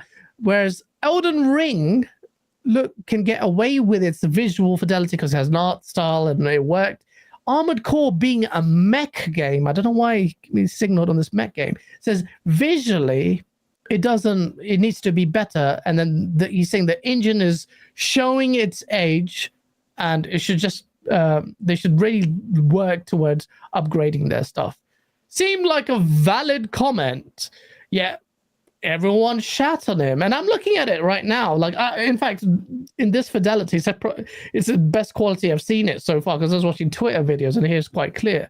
Looking at the visuals and it looks decent. I wasn't expecting a visual powerhouse, but some of the environment stuff looked great to me. But some bits look plain.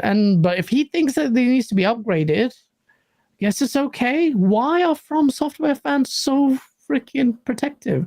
Ace, did you see this discourse about Armored Core? Do you think it's relevant? What's your take on it? I haven't seen the discourse, and this is my first time watching the gameplay. I've seen little snippets of this. I think it's probably this section right now that I've seen.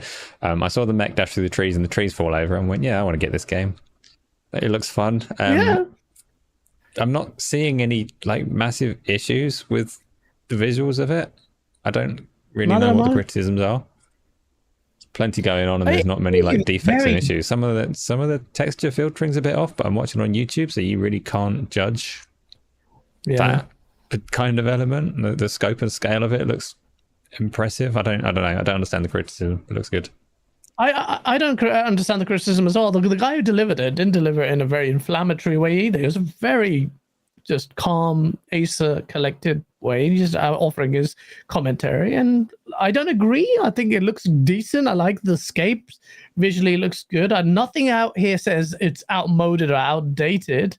BG was very scathing of people from software fans because he believes that they can't handle any criticism. I've seen a lot of ultra defensiveness from software fans, but in this case, I guess I'm inclined to agree that I think it looks good. I don't know, but the good thing is, man, Armored Core is going to be enjoyed by a lot more people than it ever has. But like, just look at this footage. Look how huge the area he's playing in, right? Look at all the buildings and the mechs and how fast you're moving. Like, I mean, there's always going to be compromises to get the game to perform like how you want it with as like much stuff on the screen as you can jam in there, right? So it's like, here's this mechs thing, which, you know, if anybody doesn't know, Armored Core 6, you can basically make your own sort of mech, different parts, different things.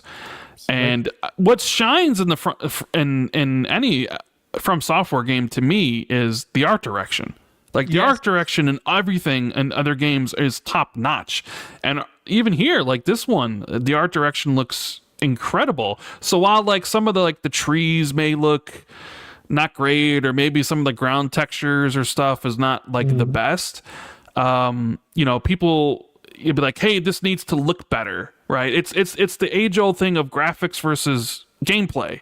Yeah. Right. Where it's like they are really focused on gameplay at least, you know, the ones that I've played, like Sekiro and Elden Ring and Armored Core, where they want the gameplay to feel smooth. And it's not like the best looking game ever, but it has some really interesting and incredible like art design, which makes it stand out in comparison to other games that you play on console and PC, right? Yeah. But some people are just like, I want my graphics. I want this thing, you know, bleeding edge, and I want everything to look great. But that's not what Armored Core or, you know, From Software is doing. They talk about the dated engine, and yeah, sure, maybe the engine is dated. You know, I don't know what engine this game's using. I don't know if they're still using like, or whatever engine what engine do they use for Dark Souls and Elden Ring and stuff and Sekiro? Is that, I'm not even sure what engine they do use, but I mean, it's true. A lot of From Software fans are very, they don't like a lot of the criticisms people have towards their games. You know, obviously there's the whole easy mode discussion that has been the bane of, it's like, oh my God, how dare you suggest From Software games have an easy mode or hard mode? Like, people really feel passionate about that type of experience. Pissed, though. They got pissed that magic was introduced in Elden Ring. And I saw some like comments like, oh, I actually shared a clip of me and Dealer doing co-op Bloodborne, and I still remember one comment was like, piece of shit, easy mode peasant, like, oh yeah, in Elden Ring, because magic is supposed to, like, oh, magic's for like, easy mode or whatever. It's like, okay, Dantelian engine, okay. Yeah, I mean, it's just Final Fantasy community. I mean, the Soulsborne or whatever From Software community, that's just one of the toxic parts of it. Looking at the game, it just looks really good. A lot of people don't understand that big part of this game, because I remember playing as a kid, it was a bit overcomplicated, and me and my little cousins trying to play it. A big part of it is the customization element of it as well. Big chunky part of this game is customization. And that is the game, isn't it? Like, that is a lot of it is spending the time in the garage building the mech to how you want, and then because the missions are usually pretty short. Like, the missions aren't, you're not going to be like an hour in a mission. It's, the missions were always like a couple minutes at most. You're in there, you do whatever, and then you're back in the garage tweaking your machine, right? Yeah, exactly. And the game is cross gen as well. Yeah, for a cross-gen game, it looks great. I mean, I don't think it looks bad. I think it looks decent. It's something I would enjoy. I'm interested to see the uptake on this. I think the Armored Core will have more players than it will ever have before. because From Software's legacy is something notable now, especially after Elden Ring. It's shot up massively.